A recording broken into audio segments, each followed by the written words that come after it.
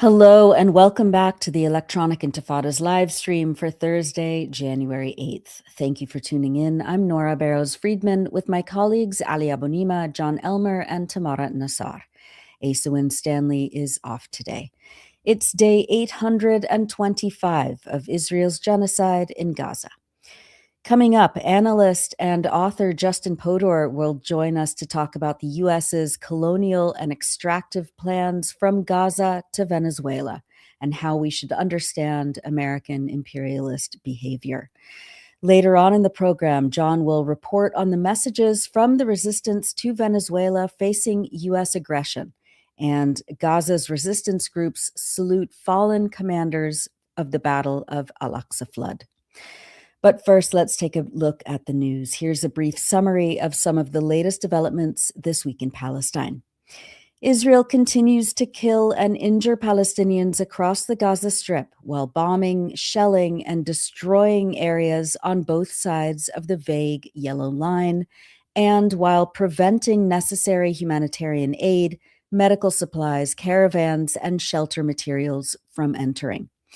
Just hours ago, on Thursday, Israeli forces killed at least 3 Palestinians, including children, and injured dozens in drone attacks on tent shelters in the Mawasi area of Khan Yunis. Other attacks on Thursday were reported in Jabalia in northern Gaza, also on tent shelters housing forcibly displaced Palestinians. On Wednesday evening, an Israeli airstrike bombed the home of a family in the Tufah neighborhood of Gaza City, killing at least 2 Palestinians and injuring several others. Israel killed a 5-year-old child and her uncle on Monday, who were inside a tent shelter in the Mawasi Khan Yunis displacement camp. 2 other children were wounded in the attack, according to hospital officials. On January 6th, a 15-year-old child, Abdulrahman Al-Fajim, was killed by Israeli artillery shelling targeting the Bani Suhaila area of eastern Khan Yunis. Journalist Ibrahim Kanan captured footage of Abdulrahman's family painfully grieving over his body. Israeli forces killed 3 Palestinians, including a fisherman, on January 4th in separate attacks in Khan Yunis, as the Israeli army destroyed more infrastructure in northern Gaza. Al Jazeera reported that quadcopter drones dropped explosives on several homes and fired artillery shells in areas of eastern Gaza City. On January 2nd, a man was killed in eastern Khan Yunis. Journalist Mazen Bream captured footage of his family and loved ones mourning over his body. Bream reported that Ahmed Hossam Zidan Naim was shot and killed by an Israeli gun mounted on a crane. Israeli forces have not stopped destroying homes and structures on both sides of the invisible and ever-moving so-called yellow line. On January 3rd, reporter Tamar Dalul recorded Israeli demolitions of residential buildings inside the Zaytun neighborhood southeast of Gaza City. Journalist Abed Sabah walked through the ruins of Jabalia refugee camp on January 2nd, where Israeli forces have continuously destroyed homes, tent shelters, and streets in the green zone west of the so-called yellow line. He says, quote, "This is the explosion that just happened. This is an area that is supposed to be a green area. People were unable to return to this place because of these daily acts of Israeli violations and targeting."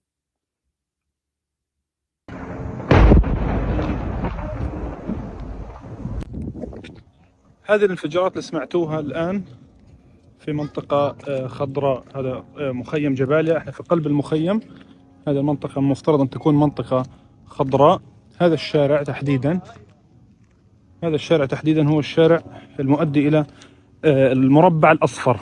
هذا هو الانفجار اللي حصل الآن. هذه منطقة المفترض تكون خضراء. الناس ما قدرت ترجع لهذا المكان بسبب هذه الأفعال اليومية من خروقات واستهدافات إسرائيلية. خيام بسيطة أو أعداد قليلة من الناس اللي قدرت ترجع لهذه المناطق، لكن فعليا الوضع كثير صعب في هذه المنطقة. بشكل يومي في خروقات وفي استهدافات إسرائيلية. That was reporter Abed Sabah in Jabalia refugee camp. The Palestinian Health Ministry in Gaza warned this week that the widespread and deepening shortage of medical supplies due to Israel's ongoing blockade is putting patients at serious risk. On Wednesday, the health ministry said that the lack of laboratory consumables includes a shortage of 75% of needed chemistry testing materials and a 90% depletion of blood bank and blood transfusion supplies.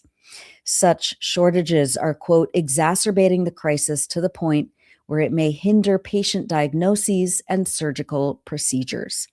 Essential tests for patients with endocrine disorders, cancer, kidney transplants, electrolyte imbalances, and blood count panels have been suspended, the ministry added.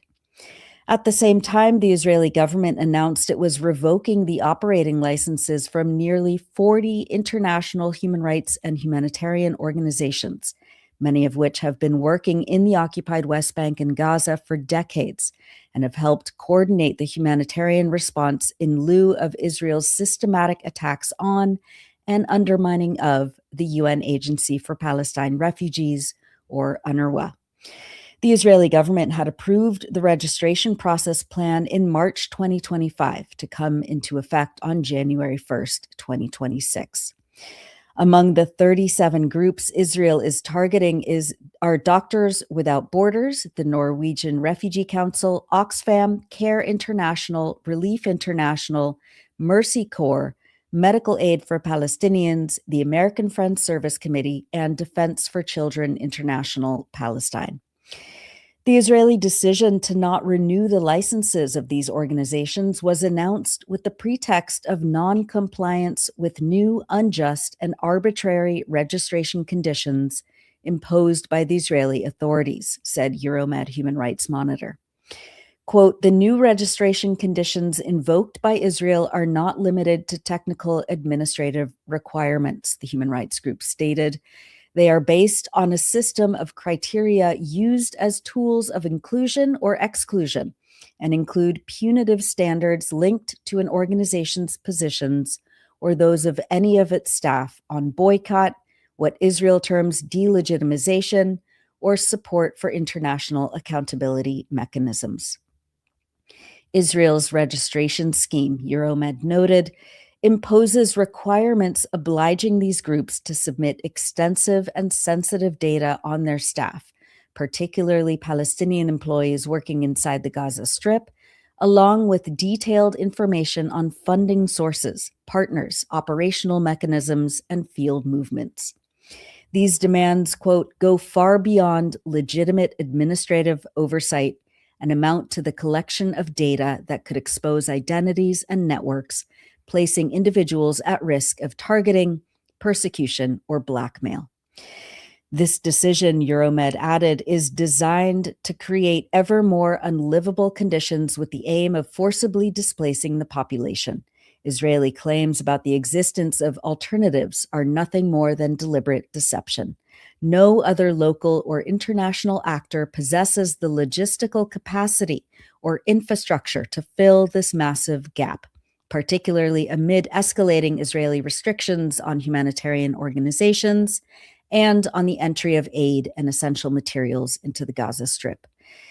It also forms part of a broader Israeli strategy to undermine independent access to facts on the ground and monopolize the narrative of events in Gaza, the group says.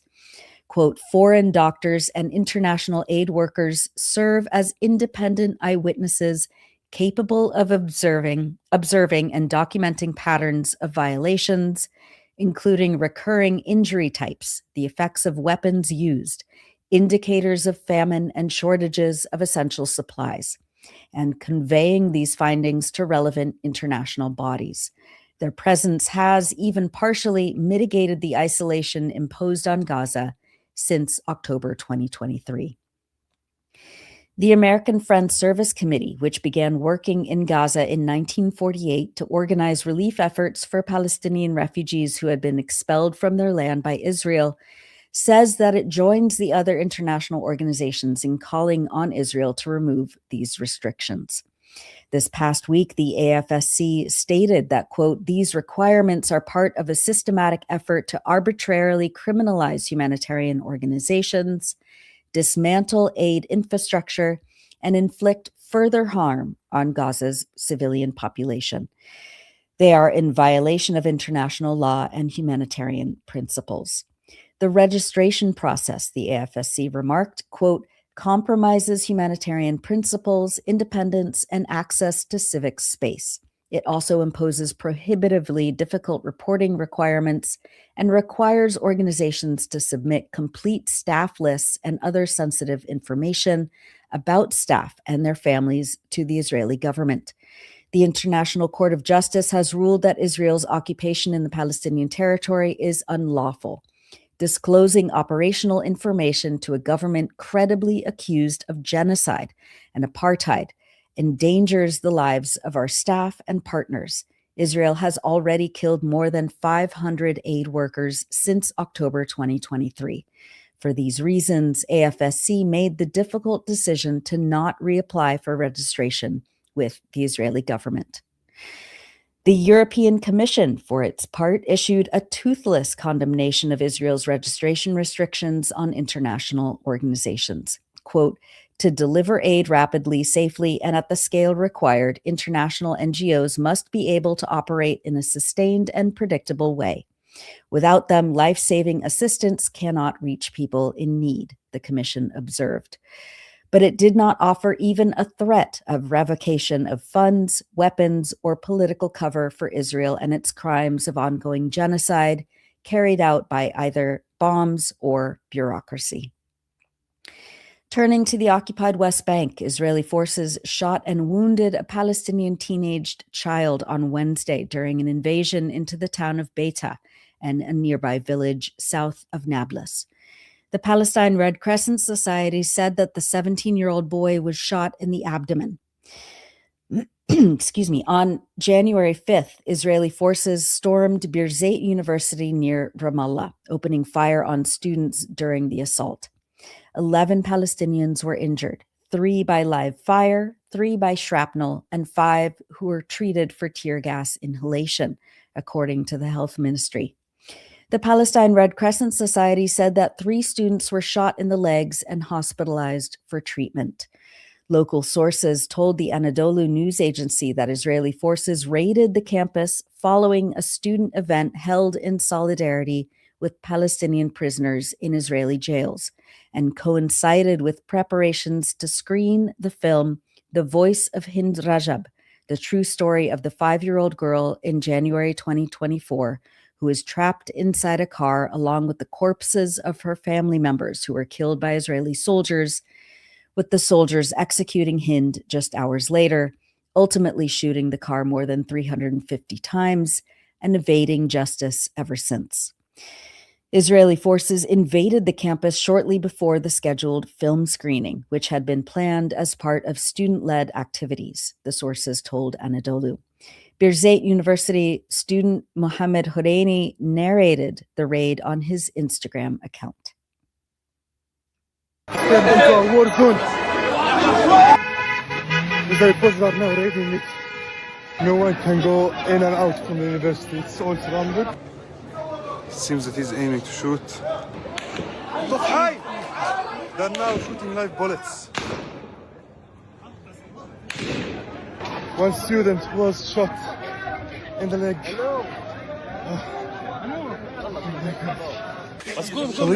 Another injury. 9 people were shot and at least 32 suffered suffocation from tear gas and shrapnel wounds by the stun grenades. They're now on the entrances. It seems that they are going to leave. No, they're not going to. Fuck! This is part of the daily life for the Palestinian students under occupation. Education is controlled and terrorized by the occupation. How much they don't want Palestinians to be educated was part of our struggle against the occupation. That was Mohammed Horeini on campus at 𝐓𝐴𝐻𝐿 University on Monday. Horeini is the co-founder of Youth of Samud, a human rights group inside the besieged villages of Masafer Yatta, south of Al Khalil in the West Bank. Israel arrested and abducted Palestinian journalist Inas Ikhlawi after storming her home in the town of 𝐓𝐡𝐞 in the southern West Bank earlier this week. The Palestinian Center for Development and Media Freedoms condemned Ikhlawi's arrest and detention, saying they consider it an arbitrary arrest that is part of a systematic policy targeting Palestinian journalists. The center said that this was the second arrest and abduction of journalists this week. Reporter Salim Suhail al-Salman was arrested by Israeli forces on January 1st after storming his house in the southern neighborhood of Tulkarem City, seizing his phone and the phones of several family members.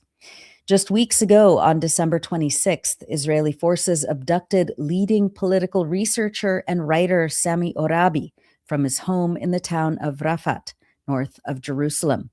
Orabi was placed under a 6-month administrative detention order, a draconian measure without charge or trial.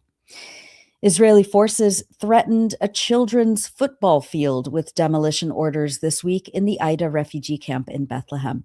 A journalist with Mondoweiss reported from the pitch on January 6th.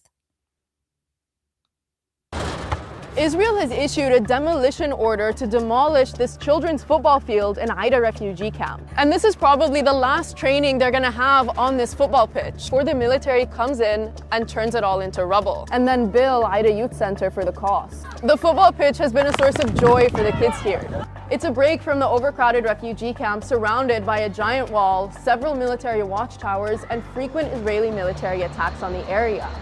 It fosters hope, which is exactly why Israel wants to demolish it, just like they do to schools, homes, and playgrounds all across Palestine. This is a message to the community here, that resilience will be punished, even if it's just kids playing football. That was from Mondoweiss. On January 4th, Israeli forces expelled a family from their home in the Batan al-Hawa neighborhood of Silwan in occupied East Jerusalem and handed it over to a group of Israeli settlers with 𝐓𝐡𝐞 𝐄𝐥𝐿, an organization that facilitates the appropriation of Palestinian property in Jerusalem. As a result, 8 people, including 3 children, were displaced in favor of the Israeli settler organization, the United Nations reported. According to the family, in November 2025, the Israeli Supreme Court rejected the family's appeal. The family subsequently filed another petition and had a hearing scheduled for December 21st. However, prior to the court's ruling, the Israeli Enforcement and Collection Authority issued a final eviction notice, ordering the family to vacate the property by January 5th. Following the expulsion, Israeli settlers took over the building, sealed its doors and windows with metal sheets, and raised Israeli flags over the home. This is the 6th expulsion of Palestinians in Batan al-Hawa since February 2024, which in total has resulted in the displacement of 13 Palestinian families comprising 57 people, including 27 children. These families are among more than 90 families in Batan al-Hawa, comprising over 450 people and 200 children who have been at risk of forced displacement due to eviction cases filed against them by the 𝐓𝐡𝐞 𝐄𝐥𝐿 settler organization, the UN said. Meanwhile, Israeli forces continue to demolish homes in Tulkarem. On the last day of 2025, Israeli military bulldozers began demolishing dozens of homes in the Nur Shams refugee camp. According to local community sources, Israeli authorities rejected a legal request submitted on behalf of the families to suspend the demolitions that targeted both single-family houses and multi-unit residential buildings, affecting approximately 70 households, all of whom had already been displaced from the camp, the United Nations stated. Israeli bulldozers and military forces raided the town of Anata, north of Jerusalem, on Wednesday and demolished an iron factory under the pretext of construction without an Israeli permit. And Israeli municipal officials issued a demolition order for part of a Palestinian elementary school and kindergarten in the old city of Jerusalem this week.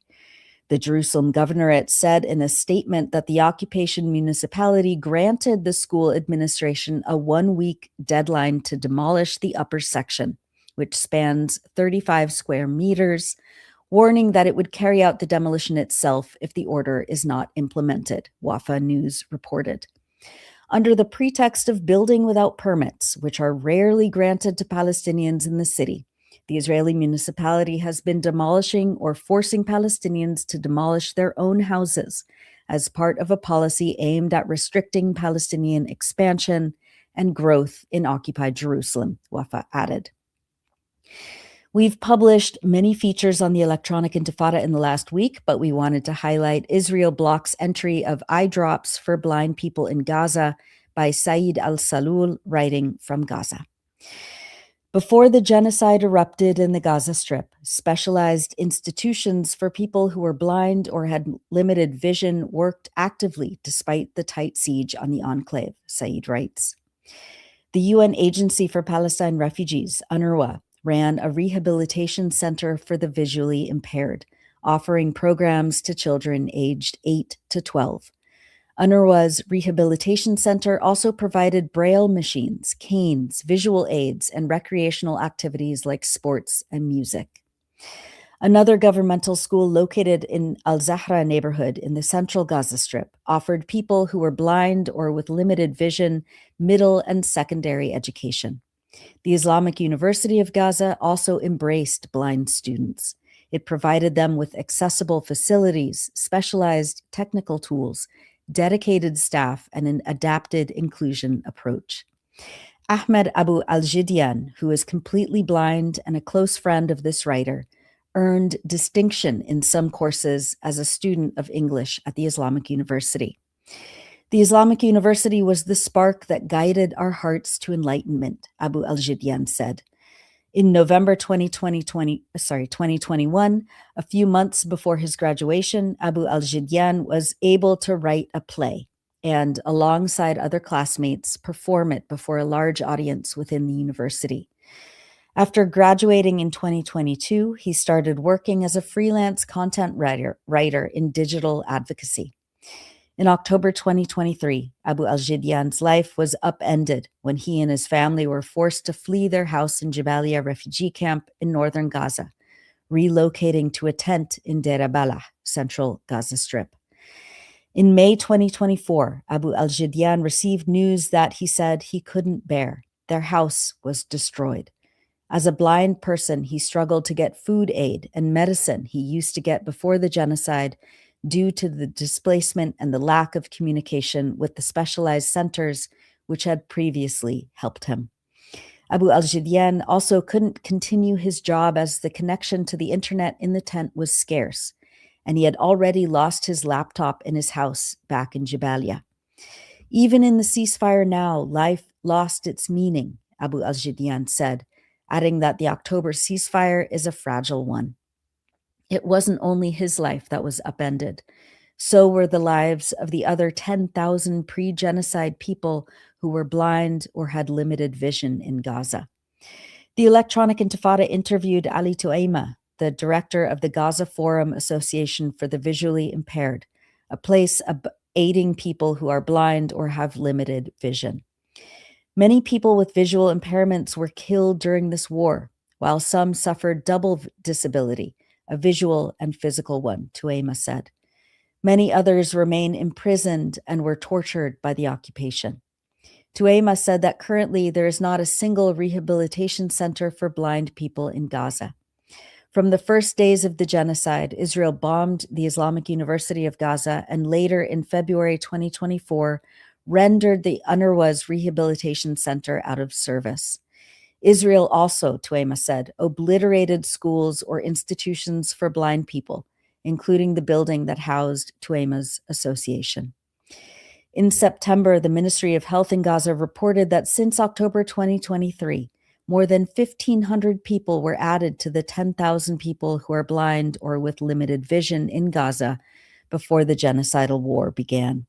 As Israel still prevents the entry of eye drops and treatments, nearly 4,500 people were at risk of having eye conditions, up from 4,000 in May.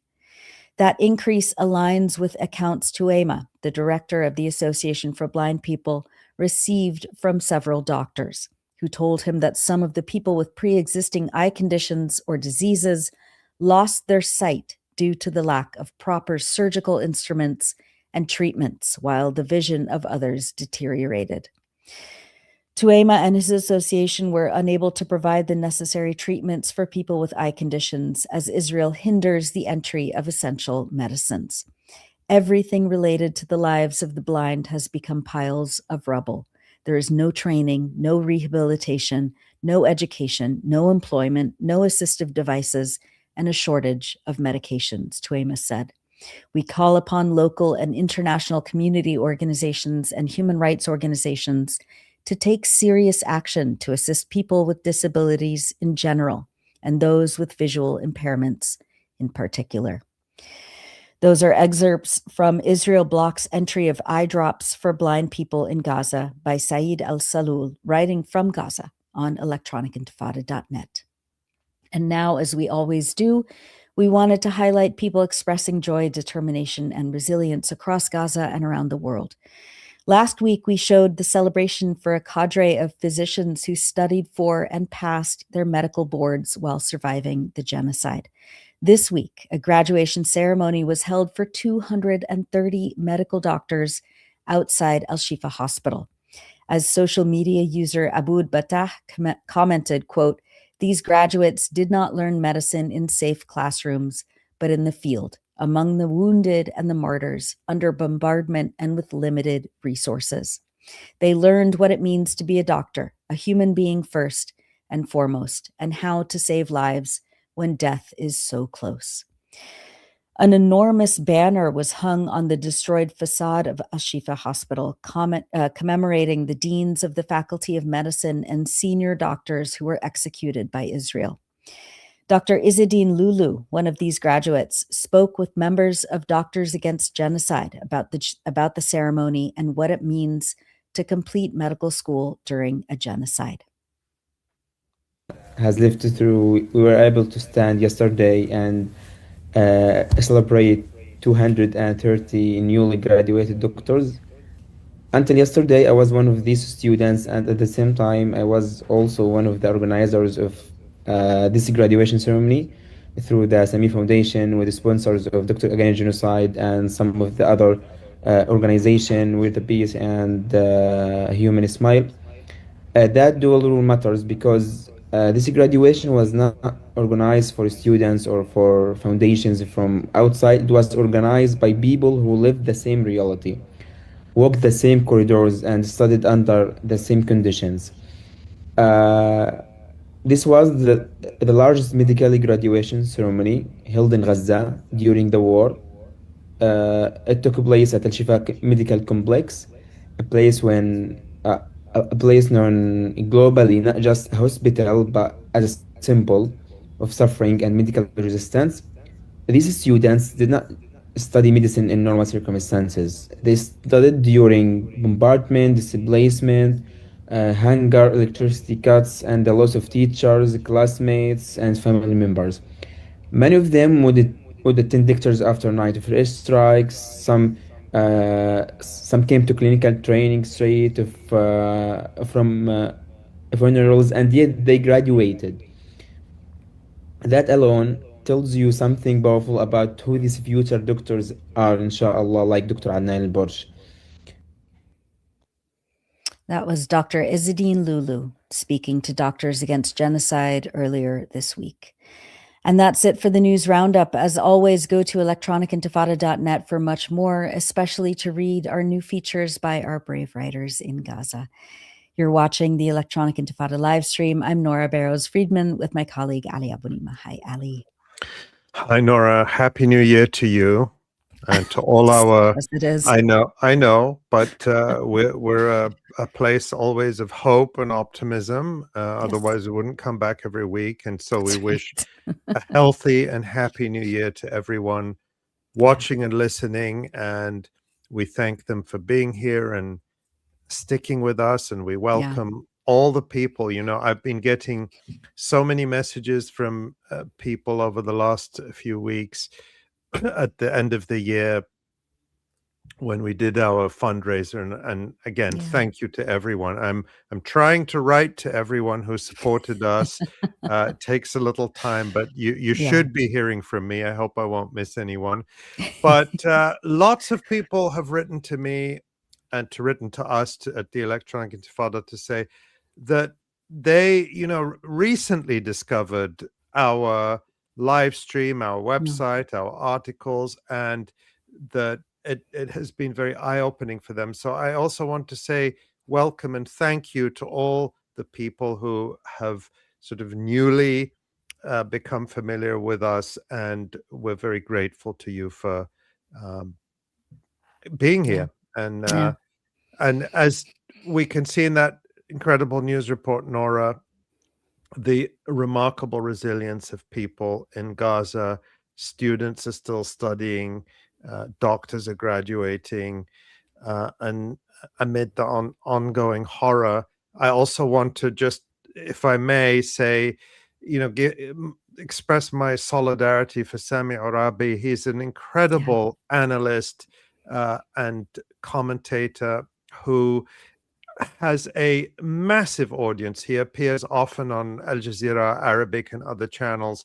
And so people know him. And that's why Israel arrested him and arrests other journalists, because they know that he tells the truth. And that's why he's in an Israeli dungeon right now. And it's shocking to me, the international silence, that Israel can just sweep journalists up into its dungeons and its torture camps, and nothing is said.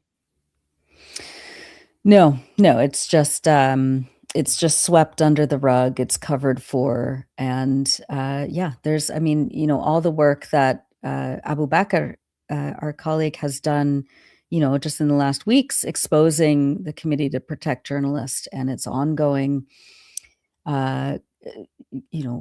silence on the systematic abduction, detention, and torture and execution of journalists, is just one of so many international organizations that, purport to support free speech and the right of the press and all of this, and yet have remained and will remain silent on Israel's violence against journalists in Palestine, unless they're pressured to do so. So we'll keep pressuring. We keep pressuring. Exactly. Well, we have a very full show today. So much has happened just in the last, I don't know, what's it been, 9 days since our last show. So why don't we bring on Justin and talk about all right. Well, let's do that. So just a reminder, you're watching and listening to the Electronic Intifada live stream. I'm Ali Abu Ni'mah here with my colleague Nora Barrows-Friedman. President Donald Trump told the New York Times on Wednesday that he expected the United States would be running Venezuela and extracting its oil for years to come. This comes after the U.S. attack on Venezuela on January 3rd, which killed dozens of people, and the brazen kidnapping of its president, Nicolas Maduro, and First Lady, Celia Flores. These acts appear to establish a new benchmark in flagrant American imperial lawlessness, aggression, and contempt for the sovereignty of other countries. The Trump administration is notorious for its lying, but senior White House advisor Stephen Miller was undoubtedly telling the truth when he told CNN on Sunday that, quote, "We live in a world in which you can talk all you want about international niceties and everything else, but we live in a world, in the real world, that is governed by strength, that is governed by force, that is governed by power." The United States is now openly threatening Colombia and Cuba, and America's European vassals are seriously worried that Trump might order an invasion of Greenland, an autonomous territory governed by NATO member Denmark. Recently, Trump also declared that if Iran, quote, "violently kills peaceful protesters, which is their custom, the United States will come to their rescue." Trump added, "We are locked and loaded and ready to go." Meanwhile, Secretary of State Marco Rubio has been setting out the plans for the United States to control Venezuela, and doing so in a way that does away with the usual pretenses about bringing democracy and human rights. White House Press Secretary Caroline Leavitt told reporters that the decisions of Venezuela's leaders are, quote, going to be dictated by the United States.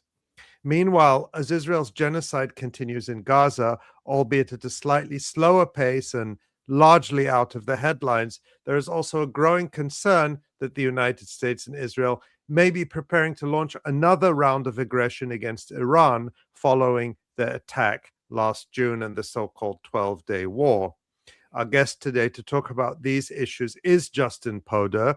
Justin is the author of Siege Breakers, a 2019 novel in which Palestinians in Gaza win a war of liberation. And he is the co-author with Joe Emmersberger of the book Extraordinary Threat, the U.S. Empire, the Media, and 20 Years of Coup Attempts in Venezuela. He runs the Anti-Empire Project podcast and YouTube channel, including the Gaza Sitrep series. In the most recent episode of the Anti-Empire Project, published just a few hours ago, Justin spoke with analysts in Caracas about the situation in Venezuela's capital. Those familiar with Justin's work know that he has provided invaluable insight and analysis throughout Israel's genocide and the resistance to U.S.-Israeli aggression in Palestine, Lebanon, Syria, and Iran, and he has kept a close eye on Venezuela. Justin, welcome back to the Electronic Intifada live stream. Always a pleasure to be here. Definitely the best part of my week is this live stream. So I'm actually on it. It's great. Thank you. Hi, Justin. It's a real honor, because I never miss one of your sit reps, and you always provide such great insight. So I know many of our viewers and listeners know you, but many will be introduced to you, and I'm so glad about that. So let's get into it, Justin. Venezuelan Vice President Delcy Rodriguez, now the country's acting leader, stated that the U.S. attack on her country and the abduction of President Maduro had, quote, Zionist undertones. What do you think she meant by that? And what do you understand by that? Well, there are definitely Zionist undertones. I think there are, we can take it in three levels. So on the political level, I would say the Zionist undertone or tone is that Palestine solidarity is part of Chavismo. The Venezuelan revolution is, some people call it the Bolivarian revolution or Chavismo because of the president who was the person who led that movement for the first decade and a half. And Chavez was always in solidarity with Palestine. There's clips people see where he interrupts himself in the middle of a speech to say, and I just like to say, God damn the state of Israel. If you look at any public meeting, any of the politicians, even yesterday, the sit rep with Sira and Chris, the kafia is everywhere. The Palestinian flag is everywhere. And the important thing is there are lots of politicians and leaders all over the world who have Palestinian solidarity as part of their politics. But at a state level, as an official part of the state, there's many fewer. There's only a handful. And Venezuela is one of them. So just to contrast with Colombia, Gustavo Petro is anti-genocide. He's always anti-genocide. He always brings up the issue of Gaza, but it's understood in Colombia and elsewhere as Gustavo Petro's politics. And when there's an election, even if it's someone from his party, they might not have the same politics. And it's understood as his personal position. Venezuela, it's a part of the revolution. It's a part of their politics. So taking down a country or a leader, a president, where the solidarity is with Palestine is part of the state's approach, that's a win for Zionists. That's something Zionists want to do. They want to stick it to that state. They want to show that that's going to be punished. And so that's one undertone. In terms of the military undertone, the whole approach of this kidnapping of Maduro, of President Maduro, was more like an assassination. It has a lot of the Israeli assassination military technique to it in terms of the electronic warfare, the overkill, bombing all kinds of areas just as collateral distraction, and then taking out the leader. It's a decapitation. They did it with the 12-day war on Iran. They did it with the Patriot attack on Lebanon. Of course, so much of what they do in Gaza is trying to hunt and kill leaders, and they have total impunity to do it, and that is all very much Zionist undertone. And then in terms of the information space, and I know we're going to get into this a little bit in this segment, I would say that a Zionist undertone could also be the way that the story is invented and unfolds. So the atrocity that the atrocity propaganda that EI spends so much time debunking of the the atrocities that happened on October 7th, which when you look at the reporting, the whole story breaks down, but the story keeps reviving itself, and that's for a very specific political purpose. And I would say that the story of like betrayal, that like Maduro was betrayed, also is one of these stories that has a specific political purpose that we'll get into. But I think the purpose, I'll spoil it a little bit, is to make people not want to take action in solidarity with Venezuela, but to kind of say, ooh, I don't know. I mean, maybe it's an inside job. So all of these things, the way they use information propaganda, the nature of the military strike, and the political objective of punishing a state in solidarity with Palestine, I think all of those things are Zionist undertones. That's how I understand it. I mean, let's kind of thread through the psyops, these kind of these speculations. Can you talk a little bit more about how you are approaching an overview of what we should be skeptical of, what you've been skeptical of, and why it's important to remain critical of these rumors, these speculations, painting it as an inside job. There's been like these, and we see this always, with whenever there's some sort of eruption within Palestinian resistance or political leadership, there's a lot of speculation about how, someone was paid off by the Israelis, or, an entire political faction or armed resistance faction is just a product of Israeli-U.S. Money and approach. So how are you looking at that, and why should we be critical and skeptical?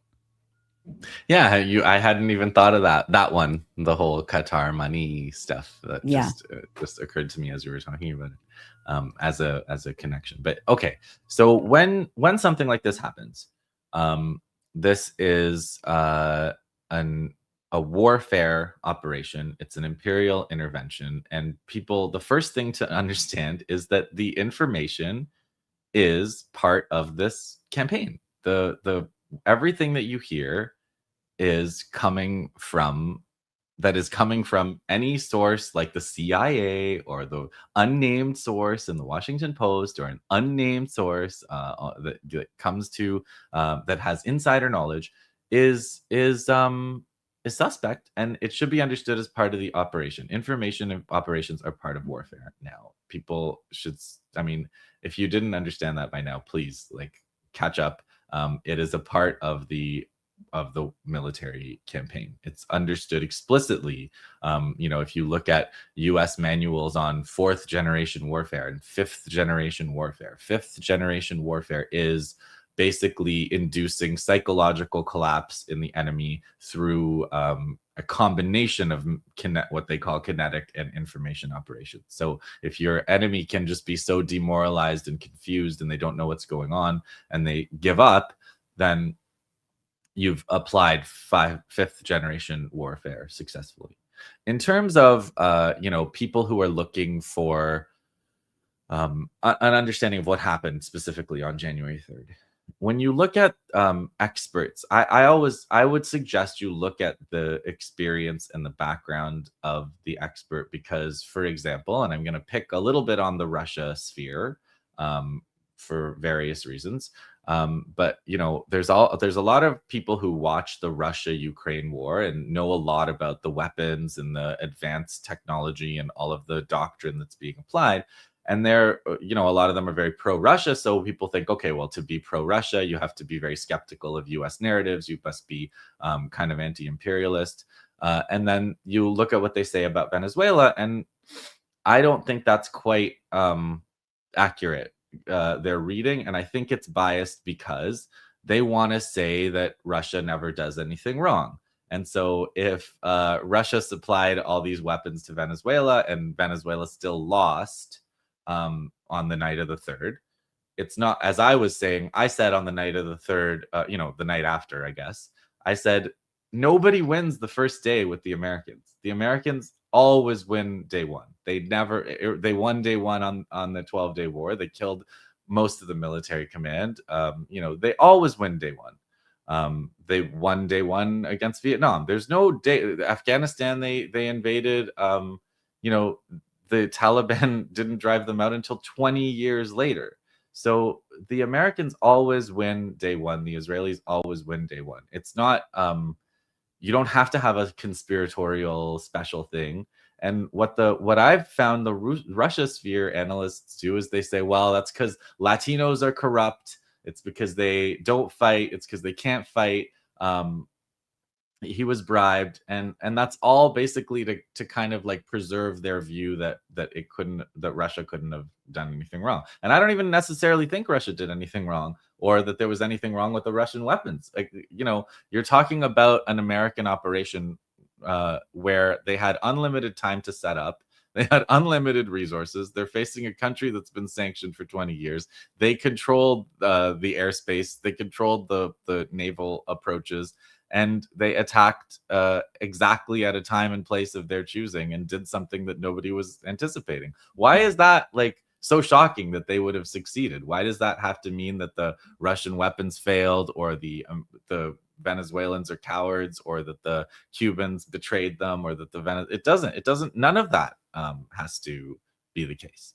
And so just like watch for the biases and watch for where they're coming from. You know, we come from a place of like, our analysis is always of Israel's wars, of the Palestinian resistance when we think of guerrilla warfare. So when we think of guerrilla warfare and information operations, I always think of Basil el-Araj and the 7 rules of war that he talked about, where he says, you know, guerrilla war isn't based on fixed points and borders. Don't look at a map and get stressed out.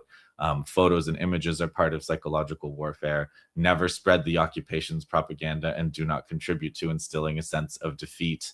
Assassinations are part of psychological warfare. The resistance losses will be much greater, and that's natural. So all of those things are so important, and I think it's like really telling that came from someone in the Palestinian context who was analyzing the armed struggle from that perspective. Now, again, Venezuela is different, and they have a different concept of defensive warfare as well. They have their own concept of how to fight in the event of an American invasion. They understand they're not a peer of the United States. They can't match the American air power and electronic warfare and technology. So it's they have to go with this political concept of unity and not surrendering and mobilizing the people. So that's that's how I try to approach this this kind of information space, if you will. And that's everything you said, Justin, was, I think, really on the mark, and that's how all of us, for the most part, experience this. We're not in Venezuela. We're not seeing directly what happens. We're seeing it mediated through, particularly many of us, social media. And in that space, we know there is so much misinformation and propaganda, just as there was about October 7th. Mm-hmm. And so, for example, the internet was flooded with videos allegedly of Venezuelans celebrating the kidnapping of President Maduro. It turns out those videos were either from other countries, Venezuelan gusanos, exiles, or they weren't, or they were completely unrelated old videos. And we saw the same recently with, the protests or reported protests in Iran, where all of these top neocon, pro-Israel, anti-Iran types were spreading photos and videos, including US officials, that were AI generated and that they didn't look closely enough. So one that was circulated, for example, by the pro-Israel group, the Anti-Defamation League, featured a two-headed Iranian police officer. So it just goes to show that almost everything, or so much of what we're being fed, is fabricated, but that also produces this context where people are second guessing and questioning everything and saying, well, that can't be the real story, it must be something else. And Right. so it's very sort of salutary to hear you say, just take it back to basics, analyze things from the basics, that there may sometimes be a more straightforward situation. The US, after all, is a massive superpower. They have been building this, what Donald Trump calls the biggest, most powerful armada in history in the Caribbean Sea off the coast of Venezuela for weeks and months, and also working to overthrow the government of Venezuela for literally decades. So those points are all well taken. Now, let's kind of shift, we'll broaden out a bit from Venezuela. Now, on the one hand, the behavior of the United States seems to have broken with any previous norms. There's just something so brazen, so spectacular about this attack on Venezuela. But on the other hand, anyone who knows history knows that invading other countries, the mass killing of civilians, whether in Vietnam, Cambodia, Haiti, Iraq, any other number of countries you could name, the overthrowing and covert assassination of leaders, the theft of resources, installing puppet regimes, all of this has been as American as apple pie since the United States was founded. And of course, for more than 2 years, US administrations, both Democratic and Republican, have fully backed Israel's genocide in Gaza. So, Justin, from your perspective, what, if anything, do you think is different about this moment? There are a few things that are different. And I think it's the way the system evolves. It's like the moment we're in continuity and the evolution. Like legally speaking, or in terms of the pretext of international law, I think it's a pretty unique moment in terms of that all being gone. In terms of like the drug war, the way they used to do the drug war was they would have captured these boats and they would have either planted evidence, or what they're presumably going to do with when they put Maduro on trial, they'll make things up, and they'll claim that there are drugs there that they either manufactured themselves or impounded from somewhere else, and try to make these cases against the invaders, but instead the invaders against the people they want to invade, but they just started blowing boats up. They started blowing up boats in the Caribbean. So that's different, and that I think is the post 2023 world. Like the Israel, just blows things up when they want, and America blows things up when they want. There's not going to be any punishment. There's not going to be there will be some strongly worded memos, and there's nothing for them to fear. There's no consequences for that. And I think we're still at the beginning of that. I think we're at the beginning of what the Americans increasingly realize they can get away with. That's why they're talking about Greenland now. That's why, Canada could be next. You don't have to be an enemy to be attacked by the Americans at this point. And so there's an evolution of the lawlessness and a brazenness, like you mentioned. There's a continuity too, which I want to kind of make sure people understand, and that's an ideological hatred for any pro-people agenda, democracy, socialism, or whatever. So when you look at the overthrow of Jean-Bertrand Aristide in 2004 and prior in 1990, the same politician, the same Haitian politician overthrown twice by the Americans in Haiti, he was trying to raise the minimum wage. Cuba, constantly a target of sanctions, including in some ways like the attacks on the theft of Venezuelan oil and the attacks on these oil tankers that they followed up the attacks on fishermen with. The oil tankers, the first big one was intended for Cuba to try to break the energy blockade on Cuba. And Iran too. Iran ideologically, like Venezuela, ideologically, the state is supportive of Palestine. It's part of their constitution. It's part of their state ideology. And so this is something that people miss when they think too much about resources like oil. Chavismo would be the target even if the oil was all turned into blue cheese overnight.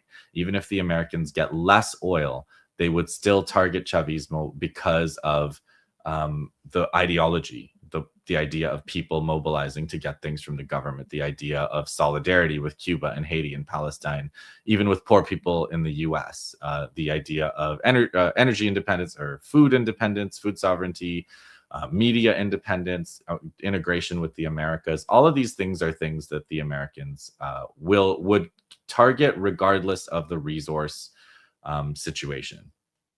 And that's the target above all. I just wanted to kind of mention, like, there's continuities, but this is like a major continuity that people need to understand analytically.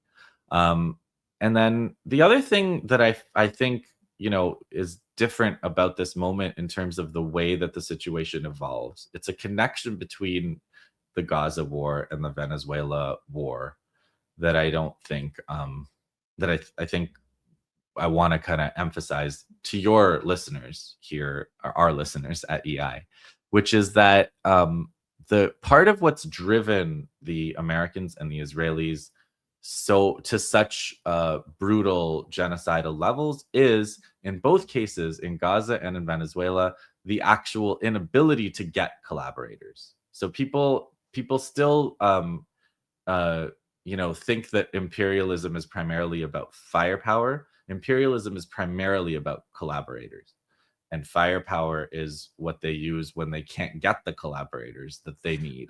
So, yeah. Justin, so I'm sorry to interrupt. So what do you make of the fact? I want to, again, you are broadening it out. So I don't want to make this question about Venezuela per se, but about this point about collaborators. Yeah. They built up this right-wing pro-Israel extremist, Maria Corina Machado. They gave her the Nobel Prize, and yet they couldn't. Even Trump had to admit she has no support. I mean, they keep telling us that, Maduro, Chavismo in Venezuela is so unpopular. I didn't see a single documented video of people in Venezuela celebrating. I mean, I don't see everything, but I watch things. I didn't see anything. And even they admitted they couldn't foist her on Venezuela credibly. Do you think that supports this point? Yeah, absolutely. Like, it's a prize from Norway, and there's someone on the Nobel committee that's Venezuelan, or like Norwegian Venezuelan. I think Julian Assange is suing them, the Nobel Committee, for this for misappropriating funds for Maria Machado, Maria Corina Machado. So yeah, I mean, they've tried so many. With the story in Venezuela is such a story of failing to get the collaborators failing to do the job. In 2002, there was a coup that lasted 2 days. They got some collaborators at the highest level of the army to overthrow Chavez, but the middle and lower ranks of the army weren't having it, and so they brought Chavez back. The same kind of pattern happened in 2003. They tried to bring the oil company down by the managers, the upper echelons of the oil company, going on strike, but then the middle and lower layers of the oil company just took over managing and kept the company running. So in each case, they're foiled by the inability to get the most important people in the organization, which is the middle layers and the lower layers, on board with the coup.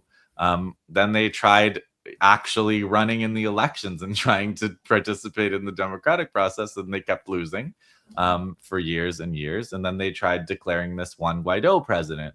And all of those efforts coming to nothing culminate in using the Air Force, all of the forces of the American military, all of the branches, 150 aircraft from every boat in the Caribbean, and kidnapping the president. So and that does kind of remind me of Gaza, where you had Yahya Sinwar in particular building this system that made it impossible for the Israelis to find collaborators. And so like this whole story, this whole genocide has unfolded in this way because the Israelis couldn't get collaborators. And at the end, as you guys have reported so much, they tried to get this thing with forgot the guy's name. He's already faded from history, but they had this leader they manufactured who was ultimately executed by one of the resistance groups. And it's just this constant failure of collaborating. And that's that tells you kind of how this conflict will unfold in the future, and a lot of these conflicts, which is that's what you have to watch. You have to watch whether they're able to prevent or whether they're able to overcome the fact that nobody in these societies wants anything to do with Israel or the Americans. Yeah. And speaking of collaborators, Axios reported on Wednesday that the Trump administration is planning to announce its so-called Board of Peace to rule over Gaza next week, and that it will include the UK, Germany, France, Italy, Saudi Arabia, Qatar, Egypt, and Turkey. But Axios is also saying that, quote, the plan could still change depending on developments on other issues in Trump's foreign policy agenda, like Venezuela and the Ukraine-Russia peace talks. How does this overview kind of tie the attack on Venezuela to events in Southwest Asia? Does it give us any signal about a new or imminent U.S. attack on Iran? And what is Gaza's place in all this? Did the so-called international community's normalization of the Gaza genocide create this world that we're now in? Yeah, it definitely did. And I think that with Venezuela, I mean, this is what I'm struggling with, because Venezuela's military doctrine is not based on deterrence. It is based on defense. It's based on defending the territory through basically a people's army. So they recognize right away that they're not gonna be able to inflict proportional or any kind of damage on the Americans in the Caribbean Sea. So like people said, like, why don't they do it like the Houthis? But it's like Ansar Allah in Yemen was also pretty restrained for a really long time. And for a long time, between 2015 and I think 2022, they also had a similar concept. They were taking a pounding, and they were basically saying, you can't successfully invade Yemen, and you're not gonna be able to dislodge us. The people are with us, and we're gonna fight. And so, the idea of a missile force that can offer some kind of deterrence, that's new. That's also new. That's the world that Ansar Allah brought us. And Iran also has that ability, right? So Iran has this ability that, again, they started building up in the 1980s. So it's not something you can, it's not something Venezuela could just come up with, right? This is the Iranian missile program is something that started developing in the 1980s. and nobody knew really what they were capable of until these wars with Israel. And in these wars with Israel, I think a lot of people on all sides were probably quite surprised by how much the Iranians were able to do in terms of their missile force. So does it make, I mean, just to, Yeah, it's you okay. know, to focus in on part of Nora's question there, Justin, so does it make any sense to you if the US and Israel were indeed so surprised by Iran's capabilities that we saw demonstrated in June, that they succeeded in almost exhausting the American and Israeli missile defenses while inflicting severe damage in Israel, albeit without, while still being very careful in what they were targeting. They didn't target sort of general infrastructure and so on. Does it make sense that the US and Israel would be getting ready, as some reports, maybe speculation, but for example, I heard an interview yesterday with Chaz Freeman, a former US ambassador, very knowledgeable about the region, saying that he's aware that the US is moving huge quantities of weapons. C-5A Galaxy transport aircraft are carrying, according to him, huge quantities of weapons to Israel, and he speculates that this is in preparation for a strike on Iran. Does that make any sense to you? If Iran is capable of inflicting, like, how do you see? What does the world look? I mean, I know you're trying to analyze, but what does the world look like from Tel Aviv or from Washington, where they're willing to do this again? Yeah, I think this, like, when we were studying the Gaza war as it unfolded, I kept thinking, they accept a ceasefire because their army reaches a level of exhaustion, and then they forget why they accepted the ceasefire, and then they start building up for another attack, and then they do it all again. And I think there were 3 cycles like this in Gaza. So each time you could say, and I remember Jon saying it many times, why are they going to do this again when the outcome is going to be the exact same? And I think for Lebanon is also not out of the running, even though the outcome will be the same. I don't think it's, sometimes I think it's like we need Laura Shihai and her podcast, where it's like a psychological explanation. There's some kind of repetition compulsion that they're doing, but I don't quite think it's that. I think it's more along the lines of, okay, we have to destroy anything that could ever threaten us. And then we start this war to try to do it. We fail. And then we look at the board again and we say, oh, well, we still have these things that can threaten us. We have to go and destroy them. Or you have to invent new threats in order to maintain your own existence in this ideology. And I guess we need to understand the psychology. And Lara is brilliant. Whenever I've listened to her, her ability to tie psychology together with politics is really incredible. So that's a great suggestion, Justin. But I mean, there is, like, they want wealth and power, right? They want to. They're very rich already. The people who run the West, they're already very rich and powerful, and they want more wealth and power.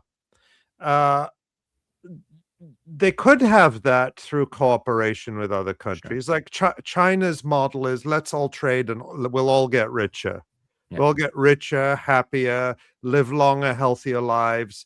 I mean, that may be a simplification, but that is actually their approach, only in the context of the US attempting to encircle them has China built up these huge military forces. We have a question about China and Russia we're going to get to. I don't want to jump to that yet. I want you to still focus on the world from Washington and Tel Aviv.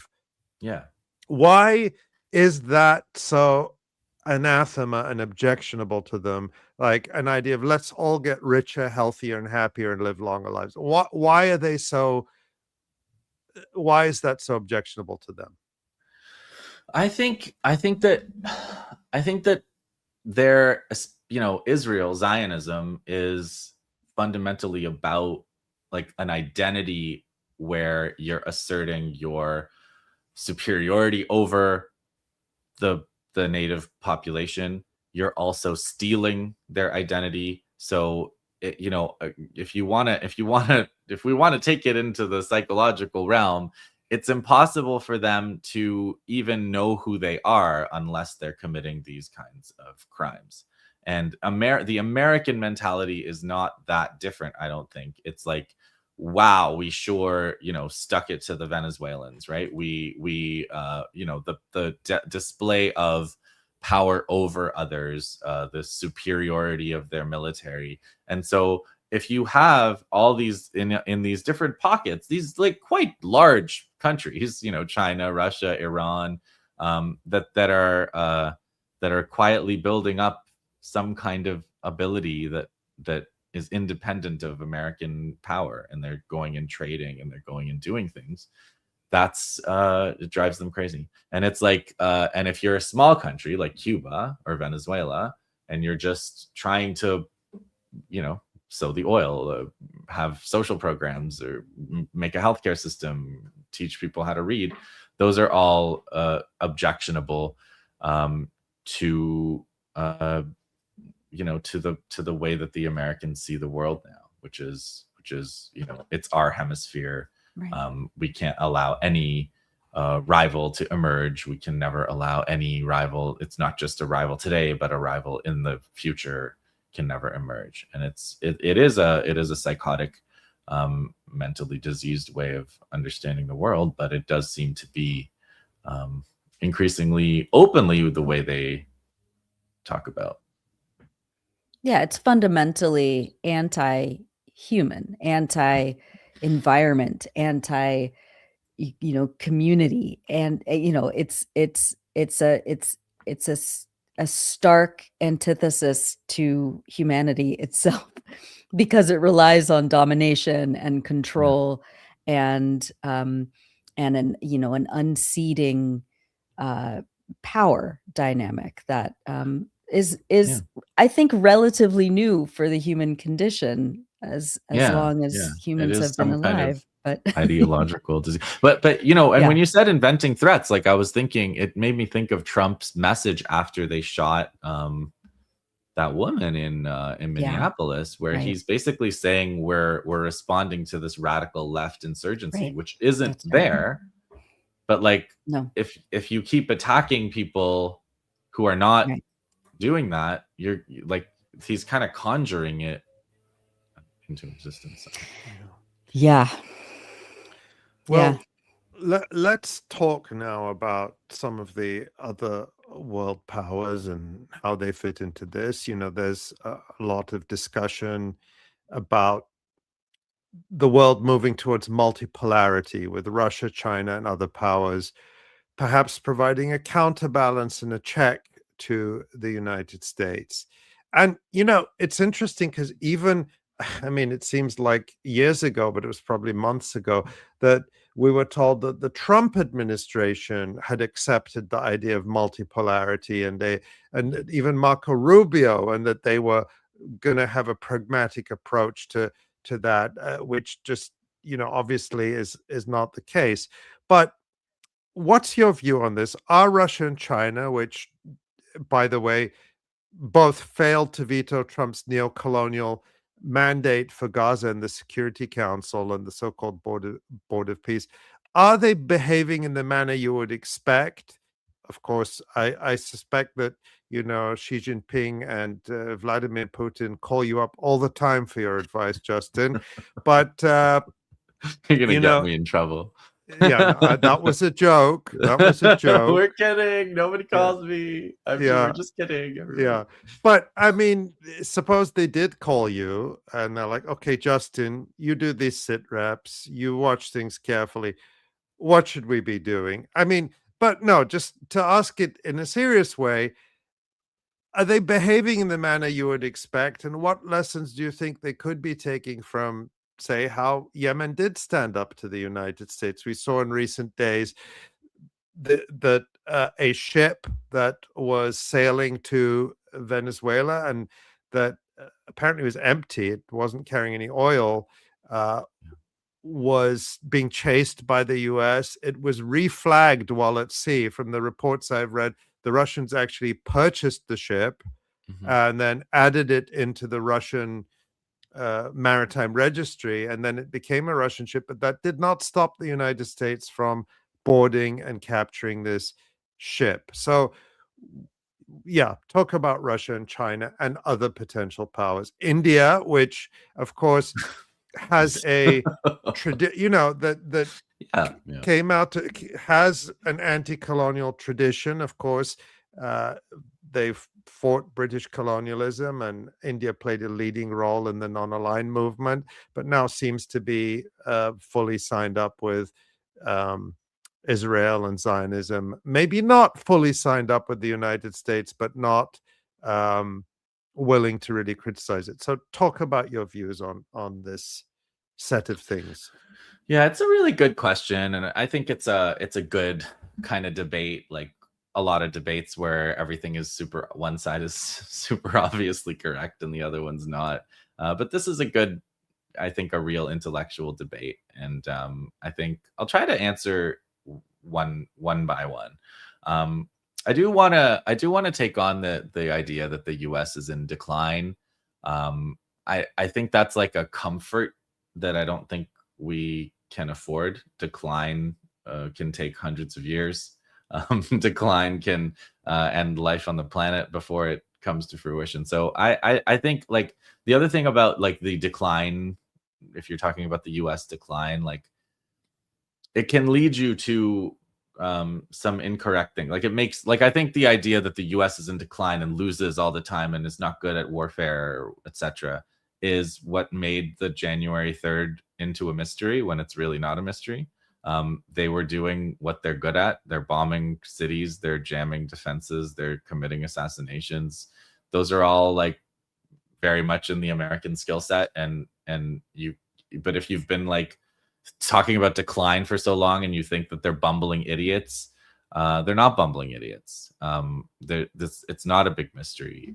They're still able to do a lot of things, and so I just wanted to kind of, like, put that, because when you hear multipolar, you often hear decline. I mean, decline can have different meanings, can't it? You know, they can be very powerful militarily, very competent in murder and bombing, but then when you travel around the United States, you do see decline. You see crumbling infrastructure. You see an educational system that is being dismantled. You see a population that is becoming less educated and unhealthier. You know, the US is de-developing at home deliberately in many respects. So that's a form of decline, but it's not the decline that makes it bad at killing and assassinating and bombing people, at least not in the foreseeable future. Right. It's not pulling back any of its 800 or so military bases around the world. Right. Yeah, it's not, it doesn't decline from the outside in. No. I don't know. So then, okay. So now let's talk about China. So China, you know, I listened to, there's a website called a channel called Neutrality Studies, and he did like 2 videos in a row. One was with a China expert on China, Palestine, a Chinese academic in China, and then with a Russian expert in Patrice Lotaz, right? The Swiss yeah, expert. I think so. I think he's very good. European, and these were 2 videos, and I watched them with a lot of interest because you rarely hear, like, a Russian prof explaining, like, why Russia is basically pro-Israel, and likewise China. So China, they're trading with Israel. Pascal Lotaz, just a correction. Pascal Lotaz, yeah. Oh, that sounds better. Yeah, that sounds more like it. They're trading with Israel. They're pursuing the Oslo framework, right? They have that 2-state solution. They're always trying to negotiate. They're trying to bring the Palestinian factions together. And you know, I think there's a lot of reasons for why they're not taking this up in the way, like, proportionate to their strength in the world. And I think I don't know that they want to test their strength, and I don't know if they want to find that they're not as strong as they are projecting. So China in Venezuela, like Venezuela is really far. America is really close to Venezuela. That's a challenge that I don't think China could militarily take on. And then the same goes for trying to run that blockade. Like in the beginning of the war in 2023, I wondered whether that was something China could do. I don't think China can do that. I think China can defend itself. I think China can defend its interests in the immediate vicinity around China. But I don't think when you look at like why didn't they veto the resolution, or why didn't they do things in terms of the law, I think they're very interested in the law and following the international law now. But when it comes down to it, we've seen over and over that the law doesn't really matter in the face of US power and Israelis that are willing to ignore the law. So if you're not able to back it up, and I just don't know that China is able to back it up. When you think of like a military conflict, the China doesn't have battle experience, right? The Venezuelan military, they don't have combat experience against the Americans other than January 3rd. So it's like that's a major factor in whether you want to pick a fight with somebody. The Americans are fighting everybody all the time, all over the world. And so are the Israelis. So it's a big step, and it's a huge leap, and I can understand that. Like what I see in China is a lot of hesitation because of how insanely cruel the US-led world is, and I can that kind of hesitation I can understand. Now Russia is time on their side. Yeah, maybe. I think they probably figure it is, and I don't know. You never know.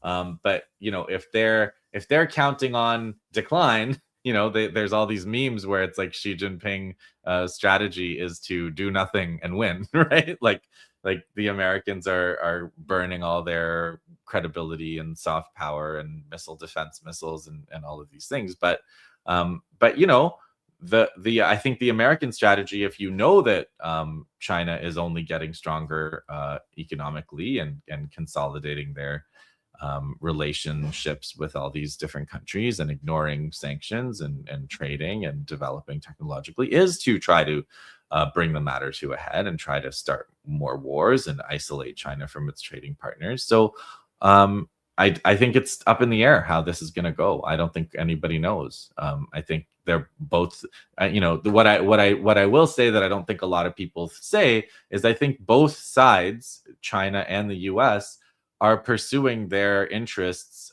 in a pretty rational way, and their strategies make sense for what they have and their strengths. The Russia expert on neutrality studies, she basically said, there are no Russians who read Ghassan Kanafani. There are no Russians who read Rifat al-Hariri. There are no Russians who read any Palestinian literature or revolutionaries or academics. They might know who Ilan Pappé is, but like every Russian almost has a family member in Israel. Every Russian is watching Facebook feeds of Jewish Israelis in Israel. Russia is very pro-Israel. Israel is a very Russian country. Lots of Russians, millions of Russians, whether they're Jewish or not, go and live in Israel as privileged Israelis. They have vast historical connections, current connections, oligarchs that go between seamlessly, and to the point where I talk about Syria. Russia had an alliance with Syria before Syria fell, where they gave Israel an exemption, where they said, we're going to protect Syria from American bombing, but not from Israeli bombing. And so the Israelis had this loophole. And that's because the Israel-Russia relationship is a good one. And so if you try to divide the world into the Anglo-Zionist American Western Empire and then the other side, Israel is this beautiful bridge between Russia and the West. where they kind of all agree on Israel's, right to be there and their right to defend themselves and all of these various kind of Zionist tenets. I think it's good that Russia and China are maintaining their own sovereignty and they don't participate in some of these blockades and they're fighting back. But there are limitations of these two big powers I think are very well understood by Iran and Yemen and Cuba and Venezuela and the DPRK, North Korea. You mentioned Yemen, but Iran, I think, is the real exemplar where, I think an American interviewer, I don't know which one, but an American interviewer said, are you relying on Russian air defense or something? And the Iranian president, Pezeshkian, said, we rely on God Almighty, and what he meant was we rely on ourselves. It's a it's a defense concept based on self-sufficiency, self-reliance. Well, Justin, finally, what do all of us do in this situation? As you laid out, you've not surrendered to the type of logic of power that Stephen Miller has talked about, because you've remained highly engaged on all of these issues and are thinking broadly and have a very deep historical and materialist analysis. Where do you see any promising examples or opportunities for organizing and resistance as we continue to hurdle into this unprecedented ocean of chaos? Yeah, I mean, activism, as I, used to practice it more than I do, going to rallies and things, it's more and more fraught, it's more and more illegal, but we use whatever space we have. I think yesterday my Venezuelan guests said they were really happy with seeing the responses from Western countries with the Western kind of activist community, the way they rallied right away. The reason that they're creating this alternate reality about how Maduro was betrayed, it's very similar, like I said, to the October 7th atrocity stories, is who gets up and goes to a rally for an atrocity committing, population, or who gets up and goes to a rally to defend a government where it's, already infiltrated and there's all this palace intrigue going on. So, solidarity is, based on believing that there's something good too about resistance to apartheid and aggression and genocide. And it's not it's a very nihilistic thing to say everyone is bad, right? There's nothing to be done. Oh, Maduro's bad, Hamas is bad, or whatever. And if you understand that Palestine is an indigenous struggle, you're going to behave differently from someone who says, oh, it's all an inside job and it's all intrigue, right? And same with if you believe that, if you understand, I would say, not believe, if you understand that there's this revolution in Venezuela that's based on these principles, you're going to behave differently than someone who says, oh yeah, Maduro's dictator, but it doesn't matter, what, it's a different way of understanding what you have to do as an activist.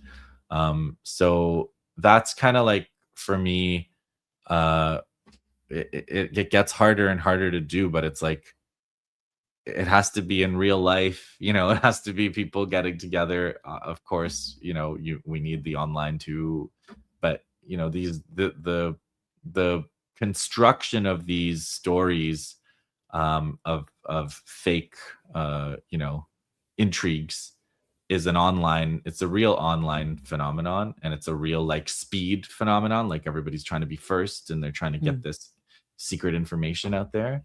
And I just think principles, solidarity, getting to know people that you actually know, and doing work with them. These are all the basics that you can easily forget when you're in this hyper scrolling, oh, who betrayed who, and how did this happen, and how could this have happened, and they have 5,000 man pads, and how could they not have fired a single one? But it's like, you're getting into the details of things that you don't know at all. You're just being fed these kind of information and narratives and facts that are not verifiable. So that's where, I really think in terms of activism and solidarity activism with Latin America, these are basics. Americans know how to do this. Americans have been doing Latin America solidarity since a long time. Justin, speaking about just to keep you with us for a minute or two more, but speaking about activism, and it's what you said is so important. I think that these narratives are designed to demobilize people and to say, everyone's bad. It's designed to breed cynicism and passivity.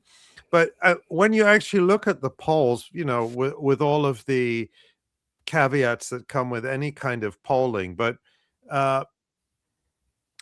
this is not popular, and the polls I've looked at, there was a poll from Reuters 2 days ago that said only 32% of Americans supported the U.S. attack on Venezuela. There was another one published by CBS that found that a majority does not want to see the U.S. having a lot of control or taking control of Venezuela. I mean, in some way that's encouraging, right? On the one hand, it's depressing that public opinion doesn't seem to have any effect on what governments do, but we are not, we may think that we are, isolated in our little corner of the internet, but we're not. We're actually more representative of the majority in terms of how we see this. Yeah, and keep in mind, that's after that's after a glorious, victorious day one where you achieved all your objectives and you kidnapped Maduro and you're doing perp walks and everything. So everything that the Trump people said they were going to do, they did, and people still hate it. So imagine if it hadn't, I don't think it did go all that well for them, by the way. I have, you want to talk about conspiracy theories? I have a theory that military raid was not their first choice of what they wanted to accomplish that day.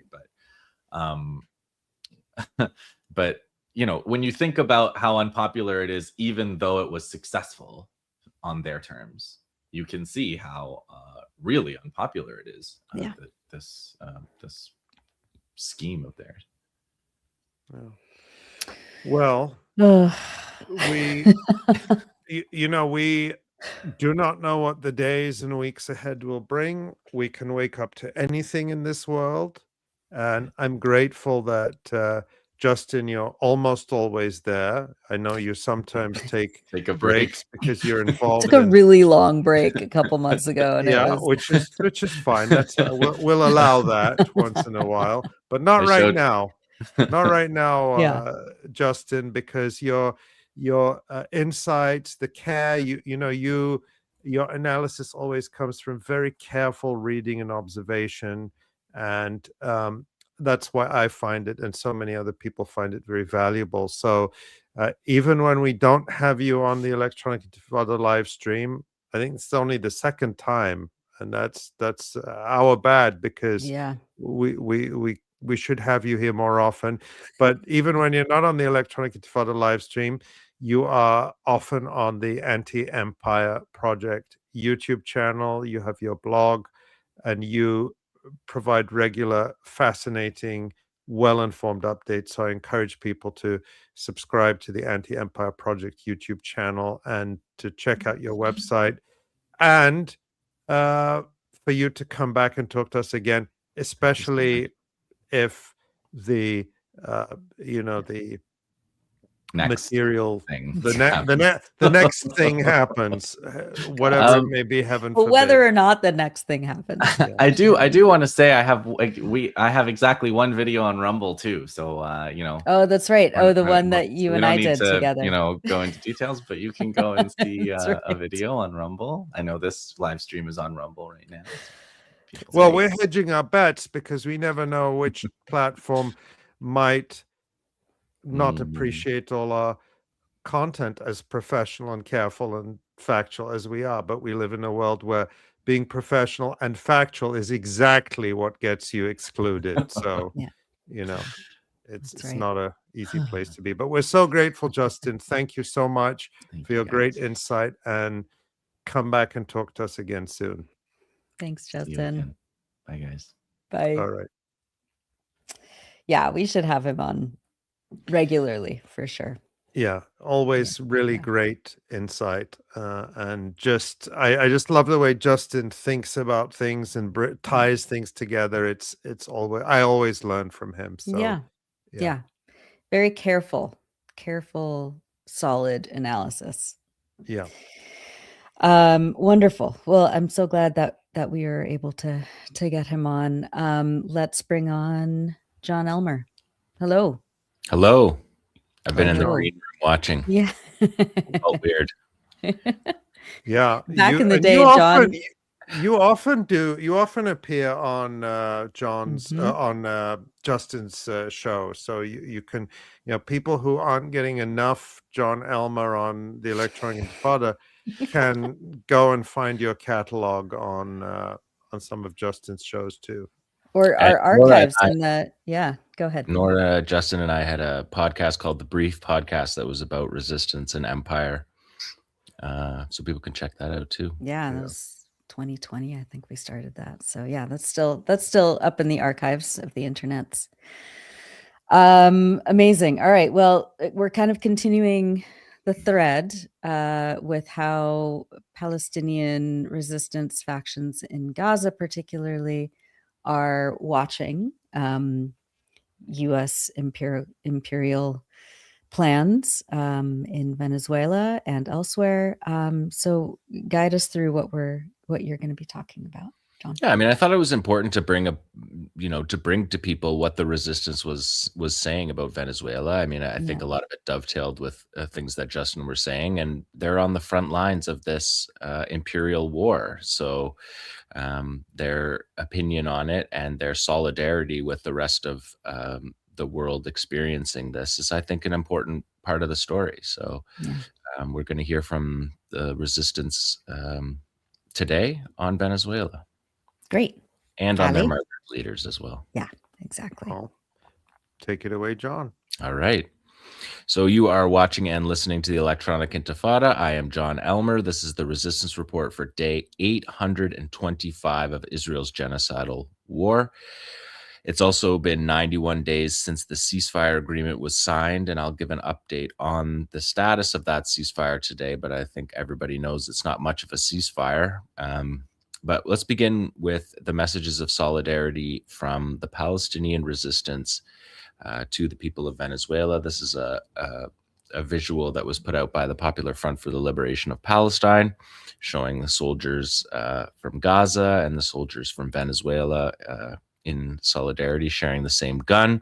PFLP said after the designation of Venezuela as a foreign terrorist organization in late December, and the formal ordering of a blockade on all sanctioned oil as a prelude to the kidnapping of President Maduro, the PFLP responded that classifying the Venezuelan leadership as terrorist is blatant American thuggery, and the real terrorist is the one who burns nations and supports wars of annihilation.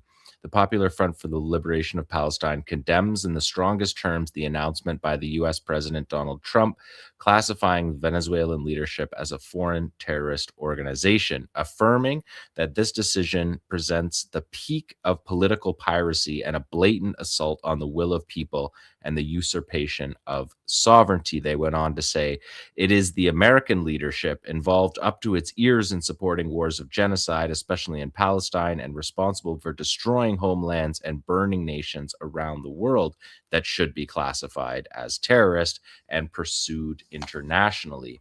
We send a message of solidarity and pride to Venezuela, to its leadership and its people in confronting this escalation of American crime.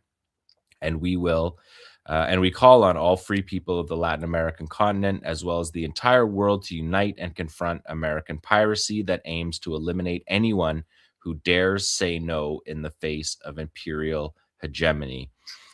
The other Palestinian factions also were involved, and I think Islamic Jihad's statement really captured the sentiment of all of the factions when they said, we condemn the vicious American aggression against the Republic of Venezuela and the attacks targeting its capital, Caracas, and its loyal people. These aggressive actions, which have escalated from naval blockade to direct military strikes, reveal intentions of hegemony, occupation, and forcible domination, and constitute a flagrant violation of international law and national sovereignty. They are also the extension of imperialist policies aimed at subjugating peoples and plundering their resources. Today's target is Venezuela.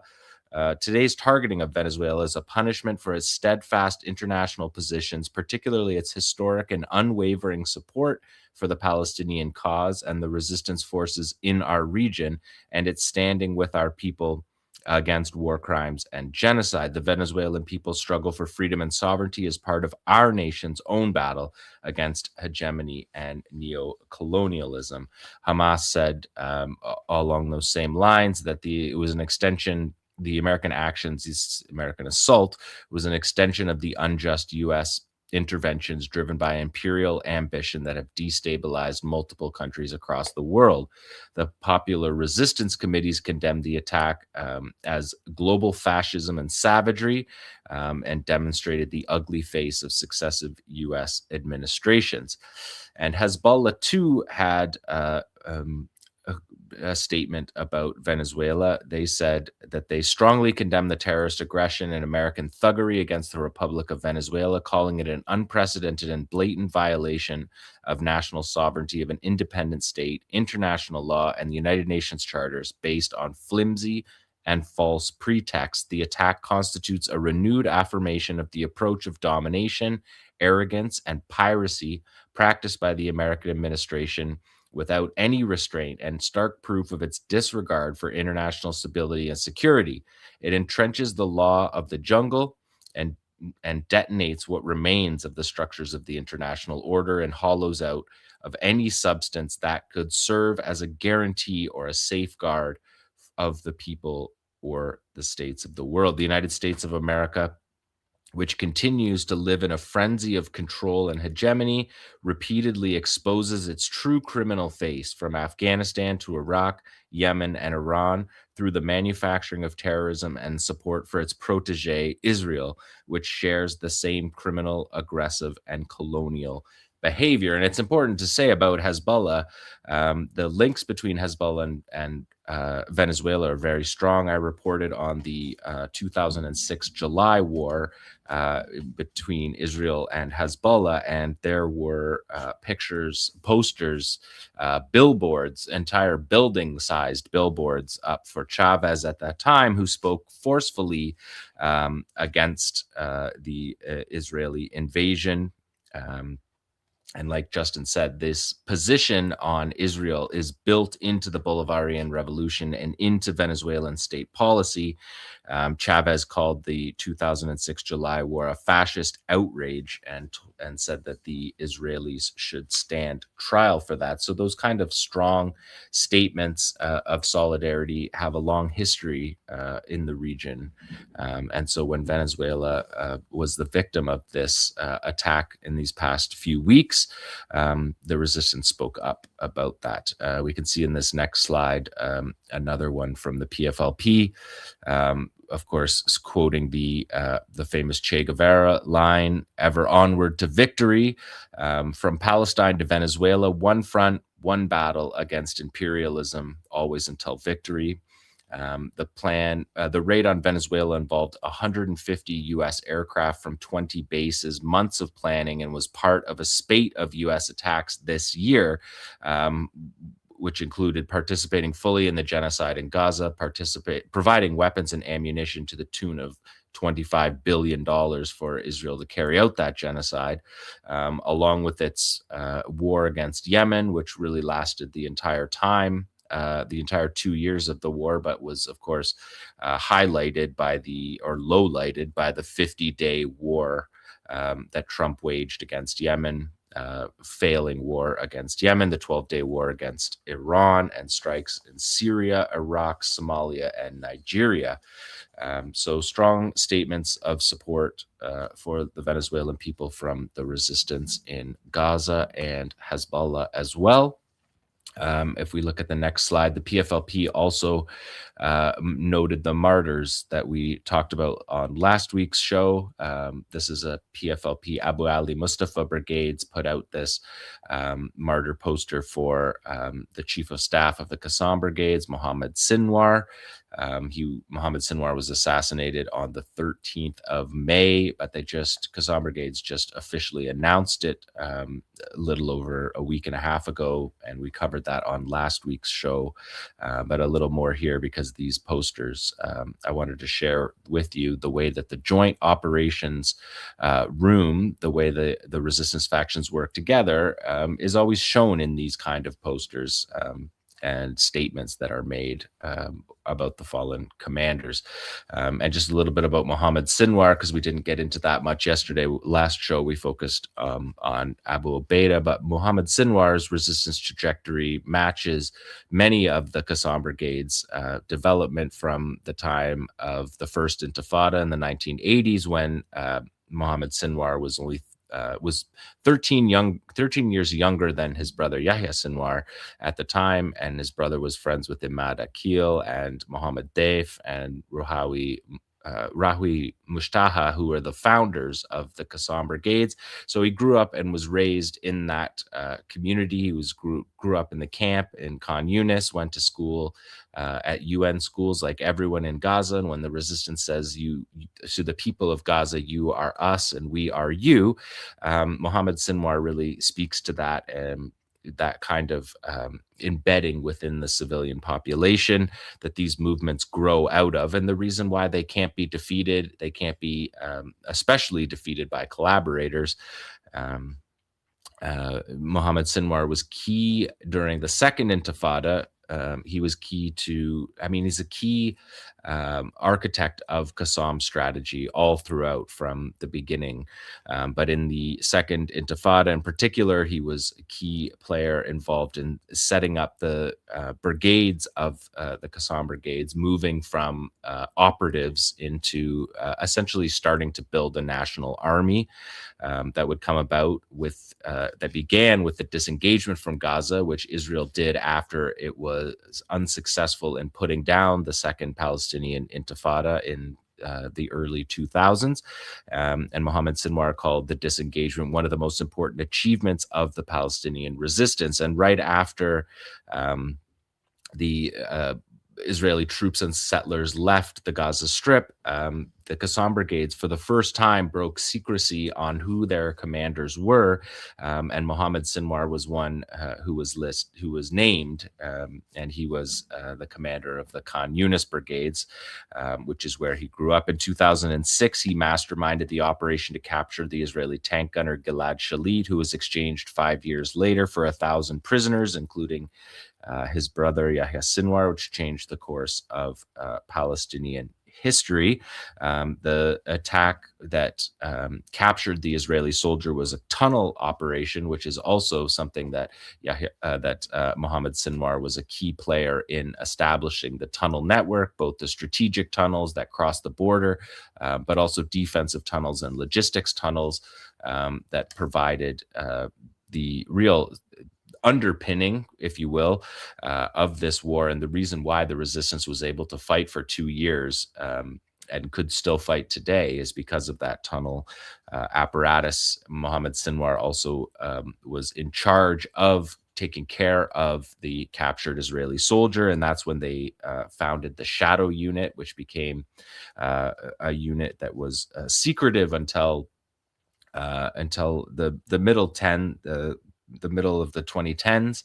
2016, it was unveiled. But of course, during this past 2 years of war, the Shadow Unit really came out of the shadows, and after holding all of the prisoners that were captured throughout the war, and even though there was offers of bounties on all of the leaders, and that there was Netanyahu's $5 million for anyone who would give information about where captives were, $5 million and safe passage out of Gaza. And no, they didn't get one phone call on that front. So the Shadow Unit set up everything that Mohammed Sinwar touched, became an important part of the trajectory of the 𝐤𝐿 Brigades. Those tunnel operations, the success of those tunnel operations really shaped the strategy of the 𝐤𝐿 Brigades going forward. He also had a keen eye for counterintelligence that you know from his brother.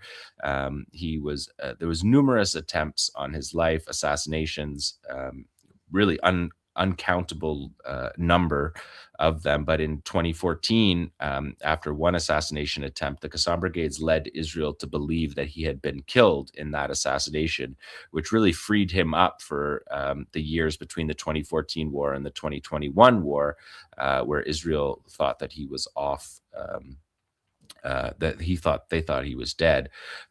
Also an assassination attempt in 2003, where Israel planted booby trap devices in the walls of his home in Khan Yunis, was outed by Qassam security. And of course, he's a key planner of the October 7th operation to breach the wall and capture soldiers. And then, of course, the 2-year defense of Gaza that followed. So significant leader, and the PFLP Abu Ali Mustafa Brigade saluting Mohammed Sinwar here with this martyr poster that came out this week.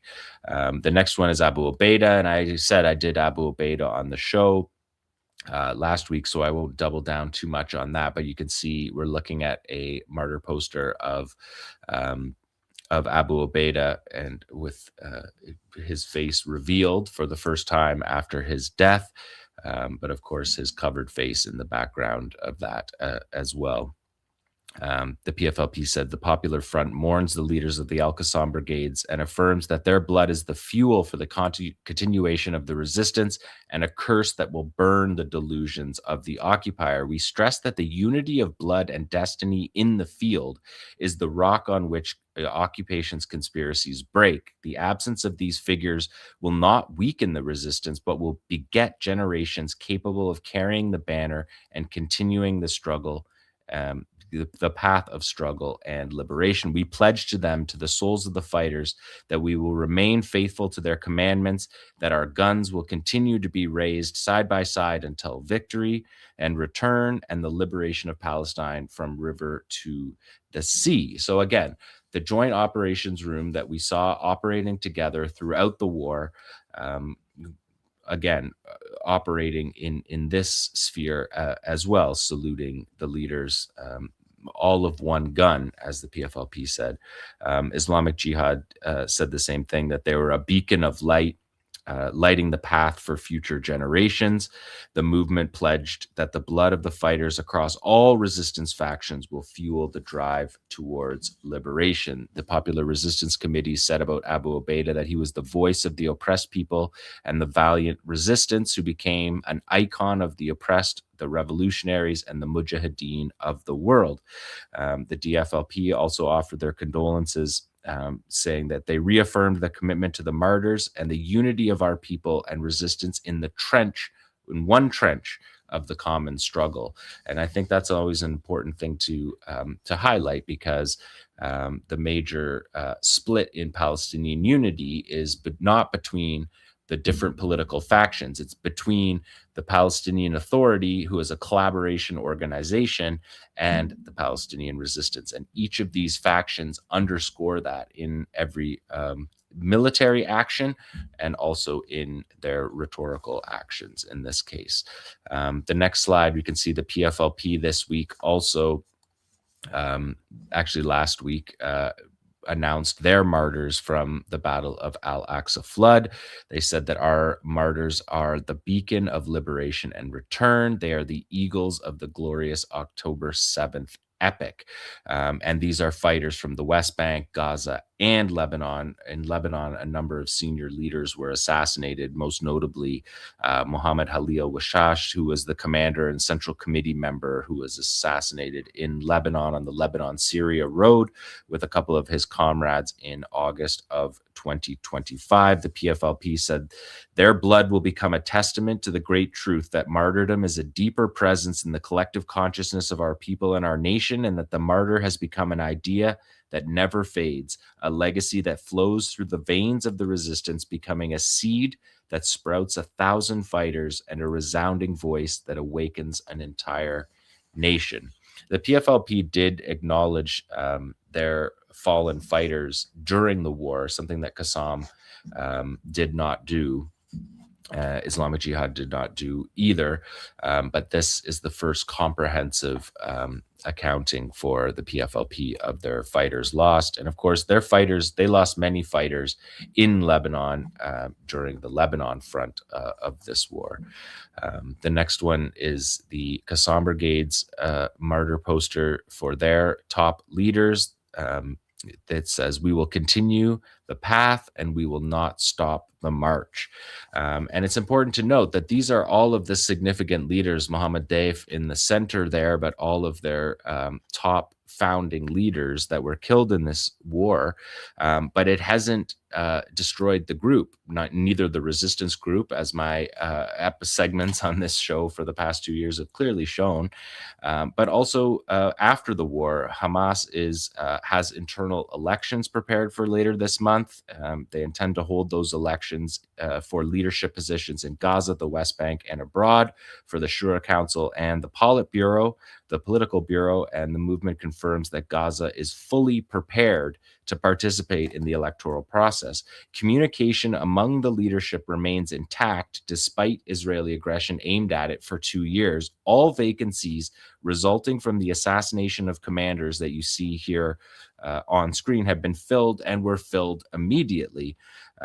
Something that we've known from the past 2 years of experience, but just to put a fine point on that the assassinations, for example, of Mohammed Sinwar happened months before the ceasefire. So the battle continued without any appreciable difference in command. The same with Mohammed Deif, who was killed the summer before in July of 2024. There was no way to see that these crucially important leaders were no longer at the helm, and that the resistance group and its military formation was able to immediately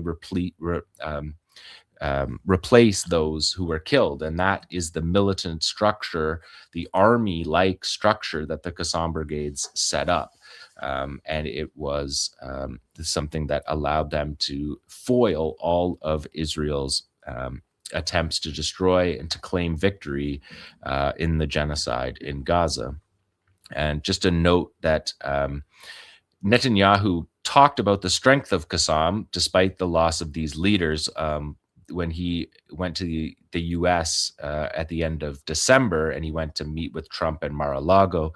And he talked about the fact that there's 60,000 rifles held in the hands of 𝐤𝐿 fighters in Gaza. He said that there's 20,000 fighters still remain with 60,000 weapons, meaning that disarming them is to take the weapons away from them. They still have hundreds of kilometers of terror tunnels, as he describes them, terrors for Israeli forces for sure, and Hamas refuses to disarm. So Trump, when he was speaking with Netanyahu at Mar-a-Lago, said, if they do not disarm, it will be terrible for them.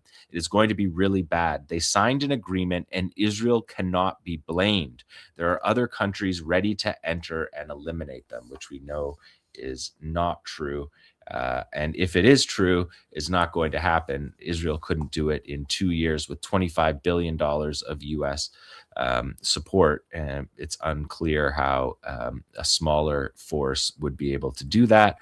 But they're still living that fantasy. So just thought I'd bring you that. The next one is a poster, a salute to Abu Ubaidah here, saying your voice will remain an inspiration to our nation, imbuing peoples with dignity and pride. And you can see Jerusalem on there, along with the kafia dove for people who are listening. These are posters that we've been looking at from the resistance groups.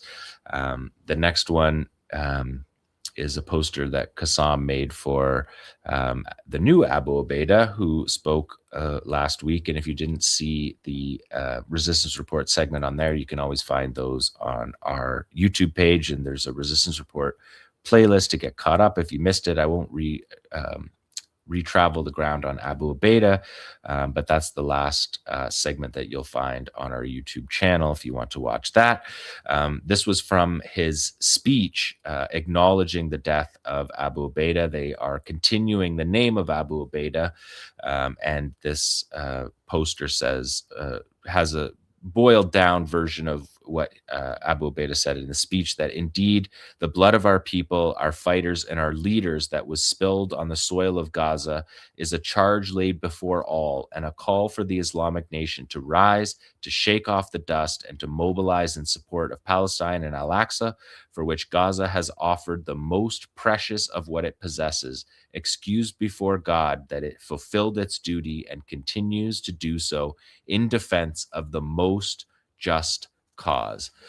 So Abu Ubaidah, new Abu Ubaidah's speech, he did really well. It was an excellent speech under enormous shoes to fill. Obviously, everybody knows that the role that Abu Ubaidah played, not just as spokesperson, but as the commander of the military media apparatus, which is what got all the videos out under very difficult circumstances without being exposed. Never was the military media apparatus exposed, including in the assassination of Abu Ubaidah, who was assassinated while he was visiting his family, and it did not lead to the unraveling of the military media apparatus.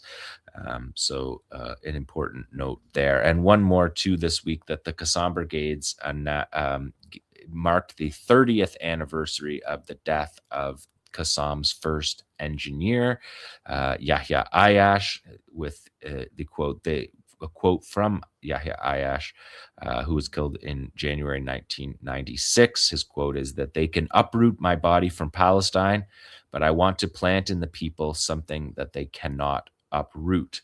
And sure enough, 30 years later, that is very true. Yahya Ayash was called the engineer. He was also called a ghost, like all 𝐓𝐿 commanders at the time. The Israelis could never seem to find him until he was assassinated in a booby-trapped cell phone by a collaborator, which underscored for 𝐓𝐿 the need for their counterintelligence operations that Yahya Sinwar and Mohammed Sinwar were so crucial in.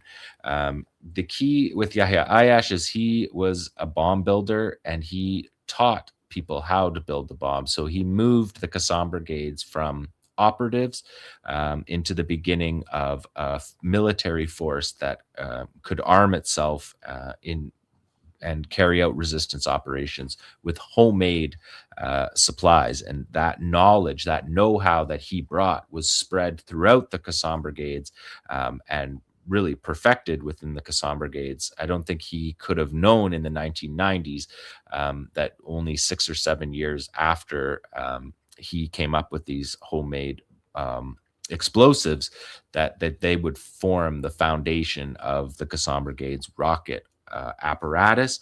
And the general theory of that the resistance is only as large as the number of fighters who are actually armed. And 𝐄𝐤𝐿 carried that out, not just through the bombs that they executed within Israel, but also using smaller portions of that to, example, create grenades, so that fighters could have grenades in a time when there was a shortage of weapons.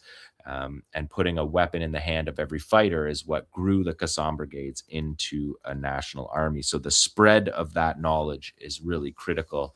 And Yahya Ayash is a mountain of a figure in the growth of the 𝐶𝐤𝐿 brigades. And I did mention that I was going to mention some ceasefire status updates. Feels like we should do this every week, just because it's clearly not a ceasefire. But since the ceasefire went into effect, 91 days now since the ceasefire went into effect, more than 420 Palestinians in Gaza have been killed. 145 of them are children. 1,200 have been wounded in upwards of 1,000 military violations, 300 of which were direct fire at civilians, 54 armored vehicle incursions beyond the yellow line, 455 strikes on homes, airstrikes and artillery, tank fire. This is all in addition to the demolition that's happening of homes and, frankly, entire neighborhoods on the eastern side of the yellow line. The government media office in Gaza said that only 42% of aid trucks that had been agreed upon have entered. And even more critically, only 10% of the fuel that was agreed upon has entered. And of course, that fuel is what is necessary for indigenous rebuilding in Gaza, which has already begun, but is seriously curtailed by a lack of fuel. The crossings still remain closed. The siege still remains on, as Nora reported in the newscast, aimed now at NGOs that work in Gaza, and the tents and mobile homes that were agreed upon have still not arrived, despite the catastrophic winter conditions that we have seen in Gaza, and people are still in deteriorating tents. So Israel not holding up their end of the ceasefire, of course, as we all knew would be the case. On the January 1st summary report by the IDF on the year that had passed, they boasted about 20,900 airstrikes. 19,530 of those were in Gaza, the remainder in Lebanon, Syria, Iran, Yemen, and the West Bank. So this is something they want people to know. 91 soldiers were killed in 2025. 821 were seriously wounded. 81 by the resistance in Gaza and 6 by fighters in the West Bank. Also, just to note, the IDF boasted about arresting 7,400 Palestinians in the West Bank in the year 2025, and also bragged, as they do, about stealing money from people in the West Bank. They bragged about stealing 16,480,000 shekels from Palestinian homes, $5 million US stolen from private homes in Gaza and from money exchanges in the West Bank. So that is the resistance report for day 825 of Israel's genocidal war on Gaza. Thank you so much for that, Jon. I don't know. I mean, all, you know, the stats that you read at the end, it continues to completely boggle my mind that this is happening at such an open, you know, just not just the ongoing execution of people and the entrenching of misery in the Gaza Strip by restricting or completely preventing the entry of necessary materials, anything, fuel, you know, 90% of fuel isn't coming in. More than half of humanitarian aid is still just stuck and unable to cross the borders, right? But just also this brazen, you know, the bragging about how much they've stolen from people. I mean, we saw all those photos, of course, especially at the beginning of the genocide, of Israeli soldiers looting, rifling through people's belongings in homes, and coming out with jewelry and clothing and rugs and like antiques. I mean, they looted one of the oldest, one of the most precious collections of antiquity items from thousands of years ago that Palestinians have. And the destruction of so many mosques and churches, some among the oldest in the world. But I'm just looking at that, and when you contrast all that ongoing killing and destruction with some of the history Jon gave us, and of the resistance movement and how it built a struggle, and that's the purpose, that history and context, so they understand that the reason the resistance in Gaza has a history, and that history is a response to this oppression, this occupation, this discussion, this destruction, this dispossession. It doesn't happen in a vacuum. Right. The people who are involved in the resistance would have done other things with their lives if they were in different circumstances. They would have become, engineers and doctors and teachers. Well, that's and one of the artists stories and about poets. Yahya Ayash, actually, is that he had a scholarship to Jordan, and he was denied, many thousands of Palestinians, denied exit from Gaza to fulfill his scholarship, and joined the resistance at that point. And that's likely, from what we've heard over the past 2 years, and even assessments from the United States and from Israel, is that the Qassam brigades and the other resistance factions have even more members now, or at least that despite all the killing, they have more members, and so there are going to be more people who emerge and refill their ranks, as long as Palestinians are not free. So again, I just wanted to, that's why we want to provide that history and context, so people understand, because the mainstream narrative is, these are just bad people who love fighting and violence for the sake of it. And unless you understand that context, and that's what our role is here, it's to provide history and context analysis, you would be vulnerable to that propaganda. Yeah. Well, thank you again, Jon, as always. And we have a couple of things that we wanted to discuss. Ali, you had a victory, a legal victory, a year after you were abducted off the street and thrown into a detention center by Zurich police in Switzerland. Bring us up to date. Yeah, thanks, Nora. I think this is not just my victory. It's a victory for all of us. And I would like to offer it and dedicate it to all of us, to all of our supporters and the people who supported me last January after I was arrested in Switzerland. And as you said, jailed for 3 days and then deported. And why? Let's keep a focus on the central reason why that happened. It's because I was going to speak at public events to educate people about the genocide in Gaza. That's why they did it. They put me in prison to stop me speaking, and they were successful at stopping those events. And now we have a court decision that was issued on December 19th. We can show, I put up a statement about it on my social media and on the Electronic Intifada. But we appealed my detention.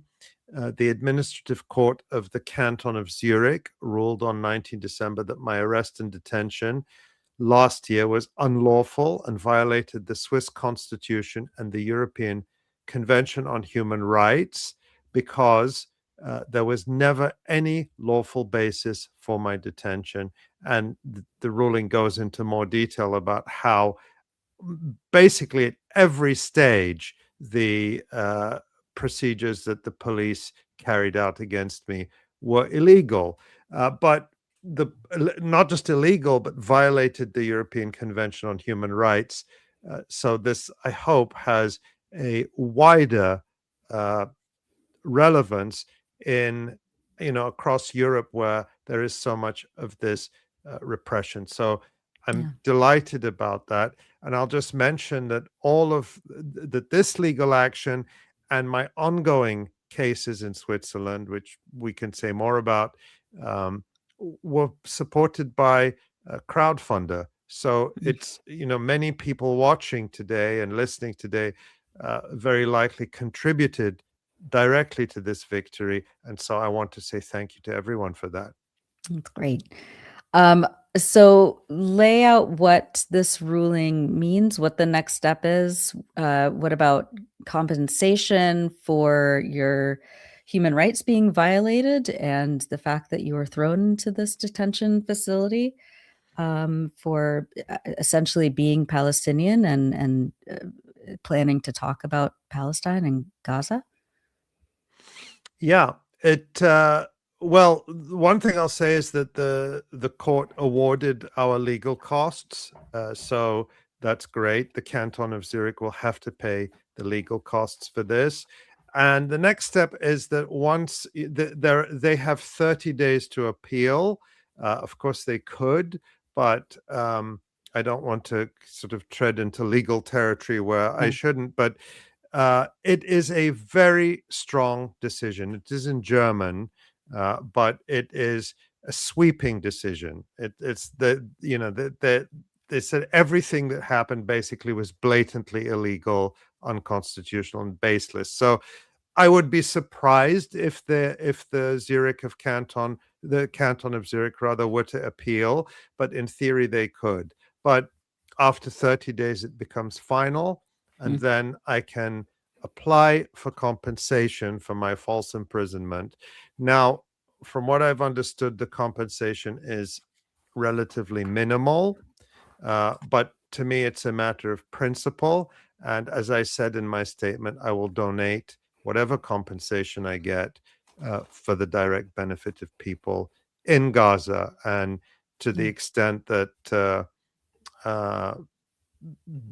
and this struggle is really for them. That's why I think it's important to stand up to this, because this was an attack on our ability, all of us, our ability to speak out and to continue to advocate. I was invited to Switzerland by Swiss citizens and people living in Switzerland who wanted to exercise their right, their constitutional right, of freedom of speech and association. And so they also were denied that right to talk about, to organize, to get together, to talk about how we're going to hold our own government accountable for its complicity in this genocide. How are we going to educate our fellow citizens in Switzerland and organize them? This was to prevent that. And so that's why it's so important to fight back. Yeah. And so you mentioned that the Swiss government can technically appeal, but if they don't, then the decision is final. But is that the end of this case? Is there more legal maneuvers? There are. We have several other cases that I've filed, and those decisions could come out anytime. So let me just explain. This appeal was against the Canton of Zurich. So Switzerland is a federal system. So the cantons are like, roughly like the US states. So this was an action against the Canton of Zurich, which actually imprisoned me. The police arrested me and they put me in a prison that belongs to the Zurich Canton. And so this was against them, and we won a clear victory. And it said that all of the actions by the Zurich Canton were illegal. The other actions we have two actions pending in the federal court in Switzerland. So that's the national court. And those actions are against Fedpol, which is the federal police. And the federal police are the ones who, at the request of the Zurich Canton, issued an entry ban after I entered Switzerland, and then issued an expulsion order. And as we've exposed, and as our colleague 𝐓𝐡𝐞 Stanley has written, based on the documents that have come out, FedPol, the federal police, knew there was no basis for issuing an entry ban or an expulsion order, which on the basis of which Zurich then arrested me. They knew that. They rejected the request initially, and then what was revealed is direct political interference. We know now because in November, a Swiss parliamentary committee issued a report. They investigated, and what they said is that after FedPol turned down the request to issue an entry ban, Nicoletta Della Valle, who was the head of FedPol at the time, made a phone call to her subordinate and ordered them to issue an entry ban in violation of any procedures and without any new evidence or basis, and with no basis recorded in the files. There's no document that says these are the reasons we're overturning the initial rejection of the entry ban. This was a completely improper political procedure, and it's very notable, and even the Swiss press has covered this, that Nicoletta Della Valle is very pro-Israel, and she retired months after this incident where I was arrested, and immediately was given a very lucrative position with an Israeli hedge fund that is very involved in the weapons industry. So Can't make this up. but this is why the legal action is so important to me, because we want to expose how this all happened. So we're waiting for the decisions from the Federal Administrative Court, where we are asking them to declare that the entry ban and the expulsion order were unlawful, and to basically nullify them. And the other thing I'll say, without going into more detail, is that I have filed several criminal complaints in Switzerland related to this matter, and criminal complaints usually deal with individual wrongdoing. I'm not going to say more about that right now. Yeah. Okay. Thank you. Congratulations to you and to all of us and to the activists in Zurich. Who have been, I've heard gotten so many messages from people everywhere, actually, but especially in Switzerland, and they're saying, when are you going to come back? When are you going to come to Zurich? And, I will come back. I mean, let's hopefully win the remaining cases. And then I would very much like to come back and to complete the mission I went to Switzerland for, which was to listen to people there about how they're organizing and to offer whatever knowledge and analysis that I can. We were supposed to do that over 2 days. We were stopped from doing it. As soon as it's possible for me to go back and do that, I intend to do that. Fantastic. Thank you so much, Ali. And let's see. Let's talk a little bit about Tony Greenstein. Yes, last week we mentioned that he was going to be on trial. It looks like the court date has been postponed, but he's looking at a maximum 14 years in prison for having political opinions. Ali, walk us through the updates in Tony's case here.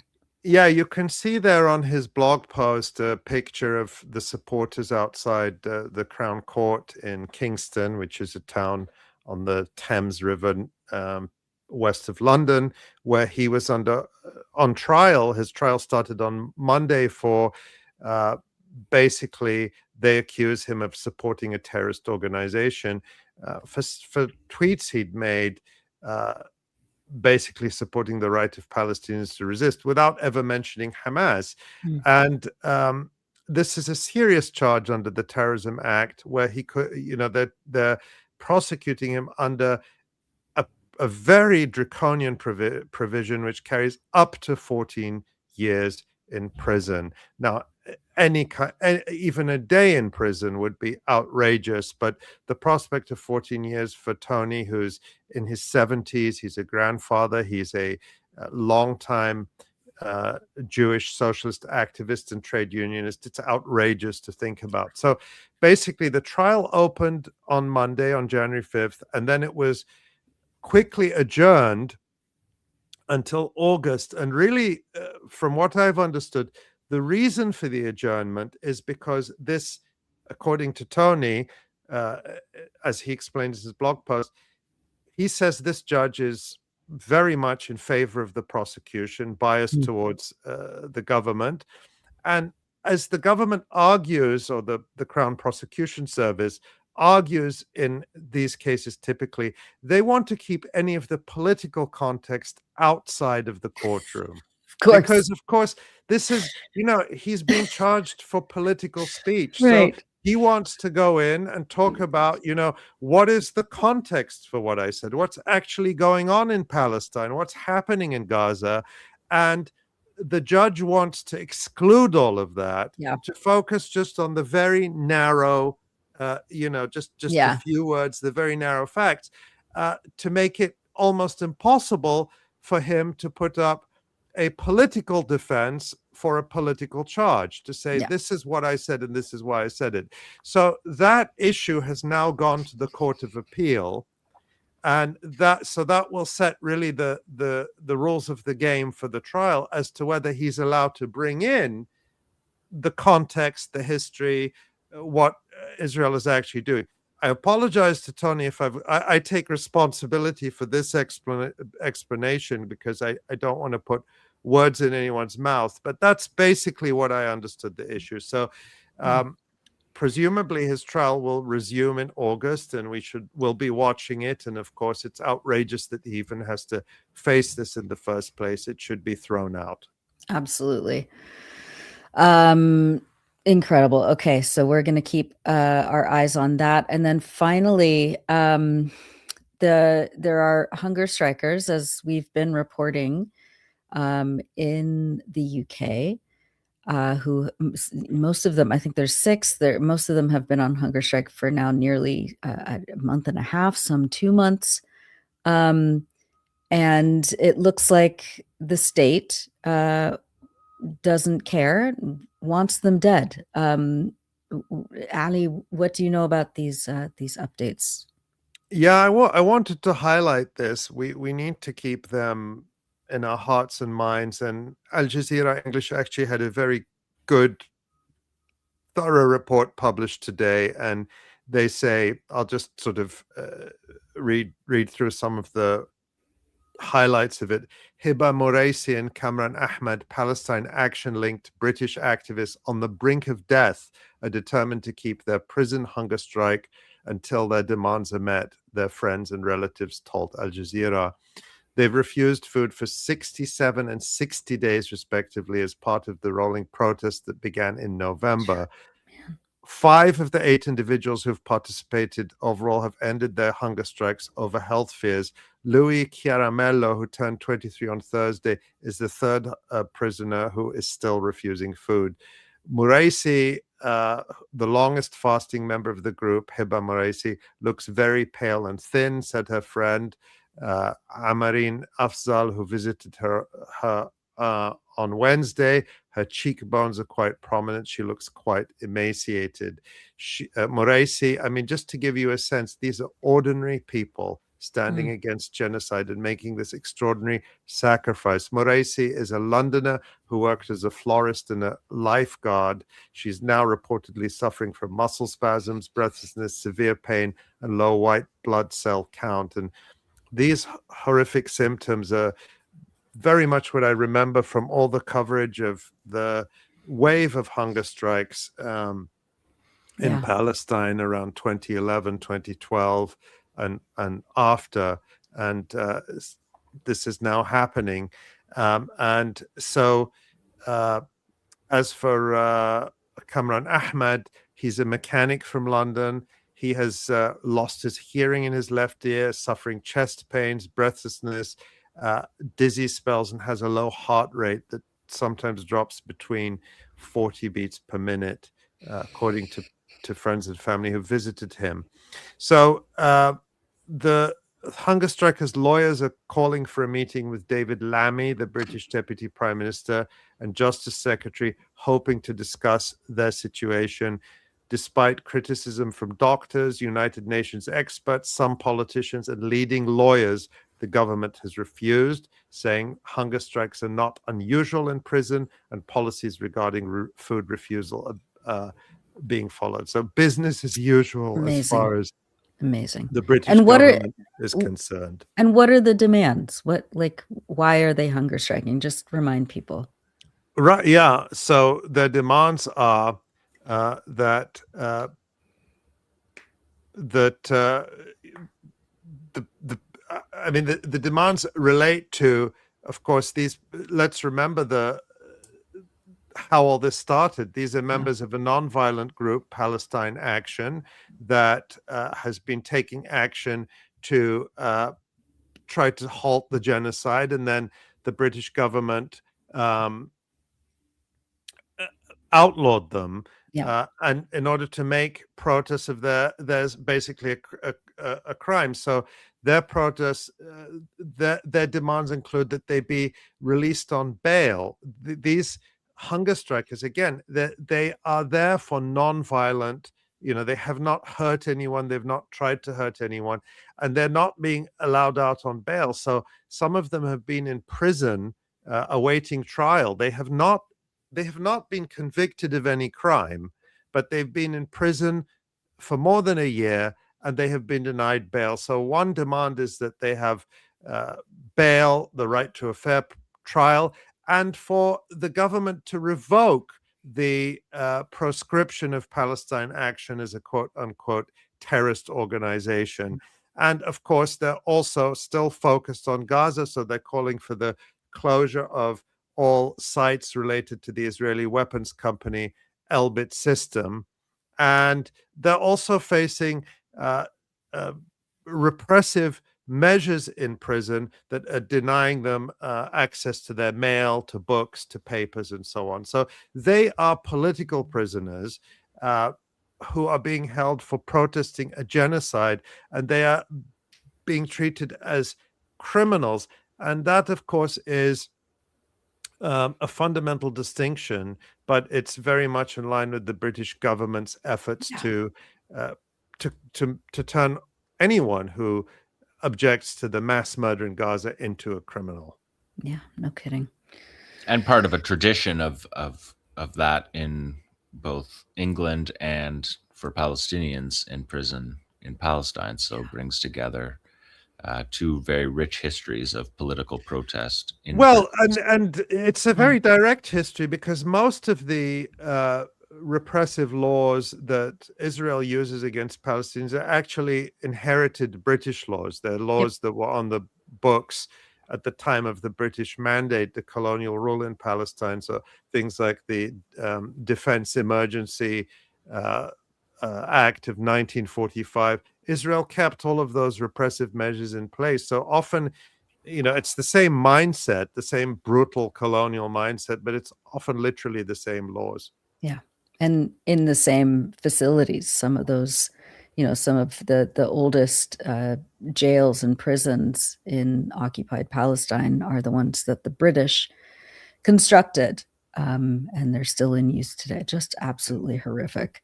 Yeah. So our thoughts are with the hunger strikers and their families and their friends, and they're making an extraordinary sacrifice. And any decent government should, it's extraordinary that this is how these decent, ordinary people are being treated, while war criminals are coddled and welcomed and treated as great statesmen. Right. It's just perverse. It's utterly perverse. And so keep them in your thoughts. And that Al Jazeera article was quite good. It provided a really good summary and detail. And so share it with people, educate your friends and family, and find resources to keep track of these cases. Yeah. Thanks for that. All right, let's take a quick look at the website. There have been some really good pieces, analytical pieces, that we've published in the last few days, and also, of course, our features by our Gaza-based writers. And of course, you can read more about Ali's victory over the Swiss court right there at the top.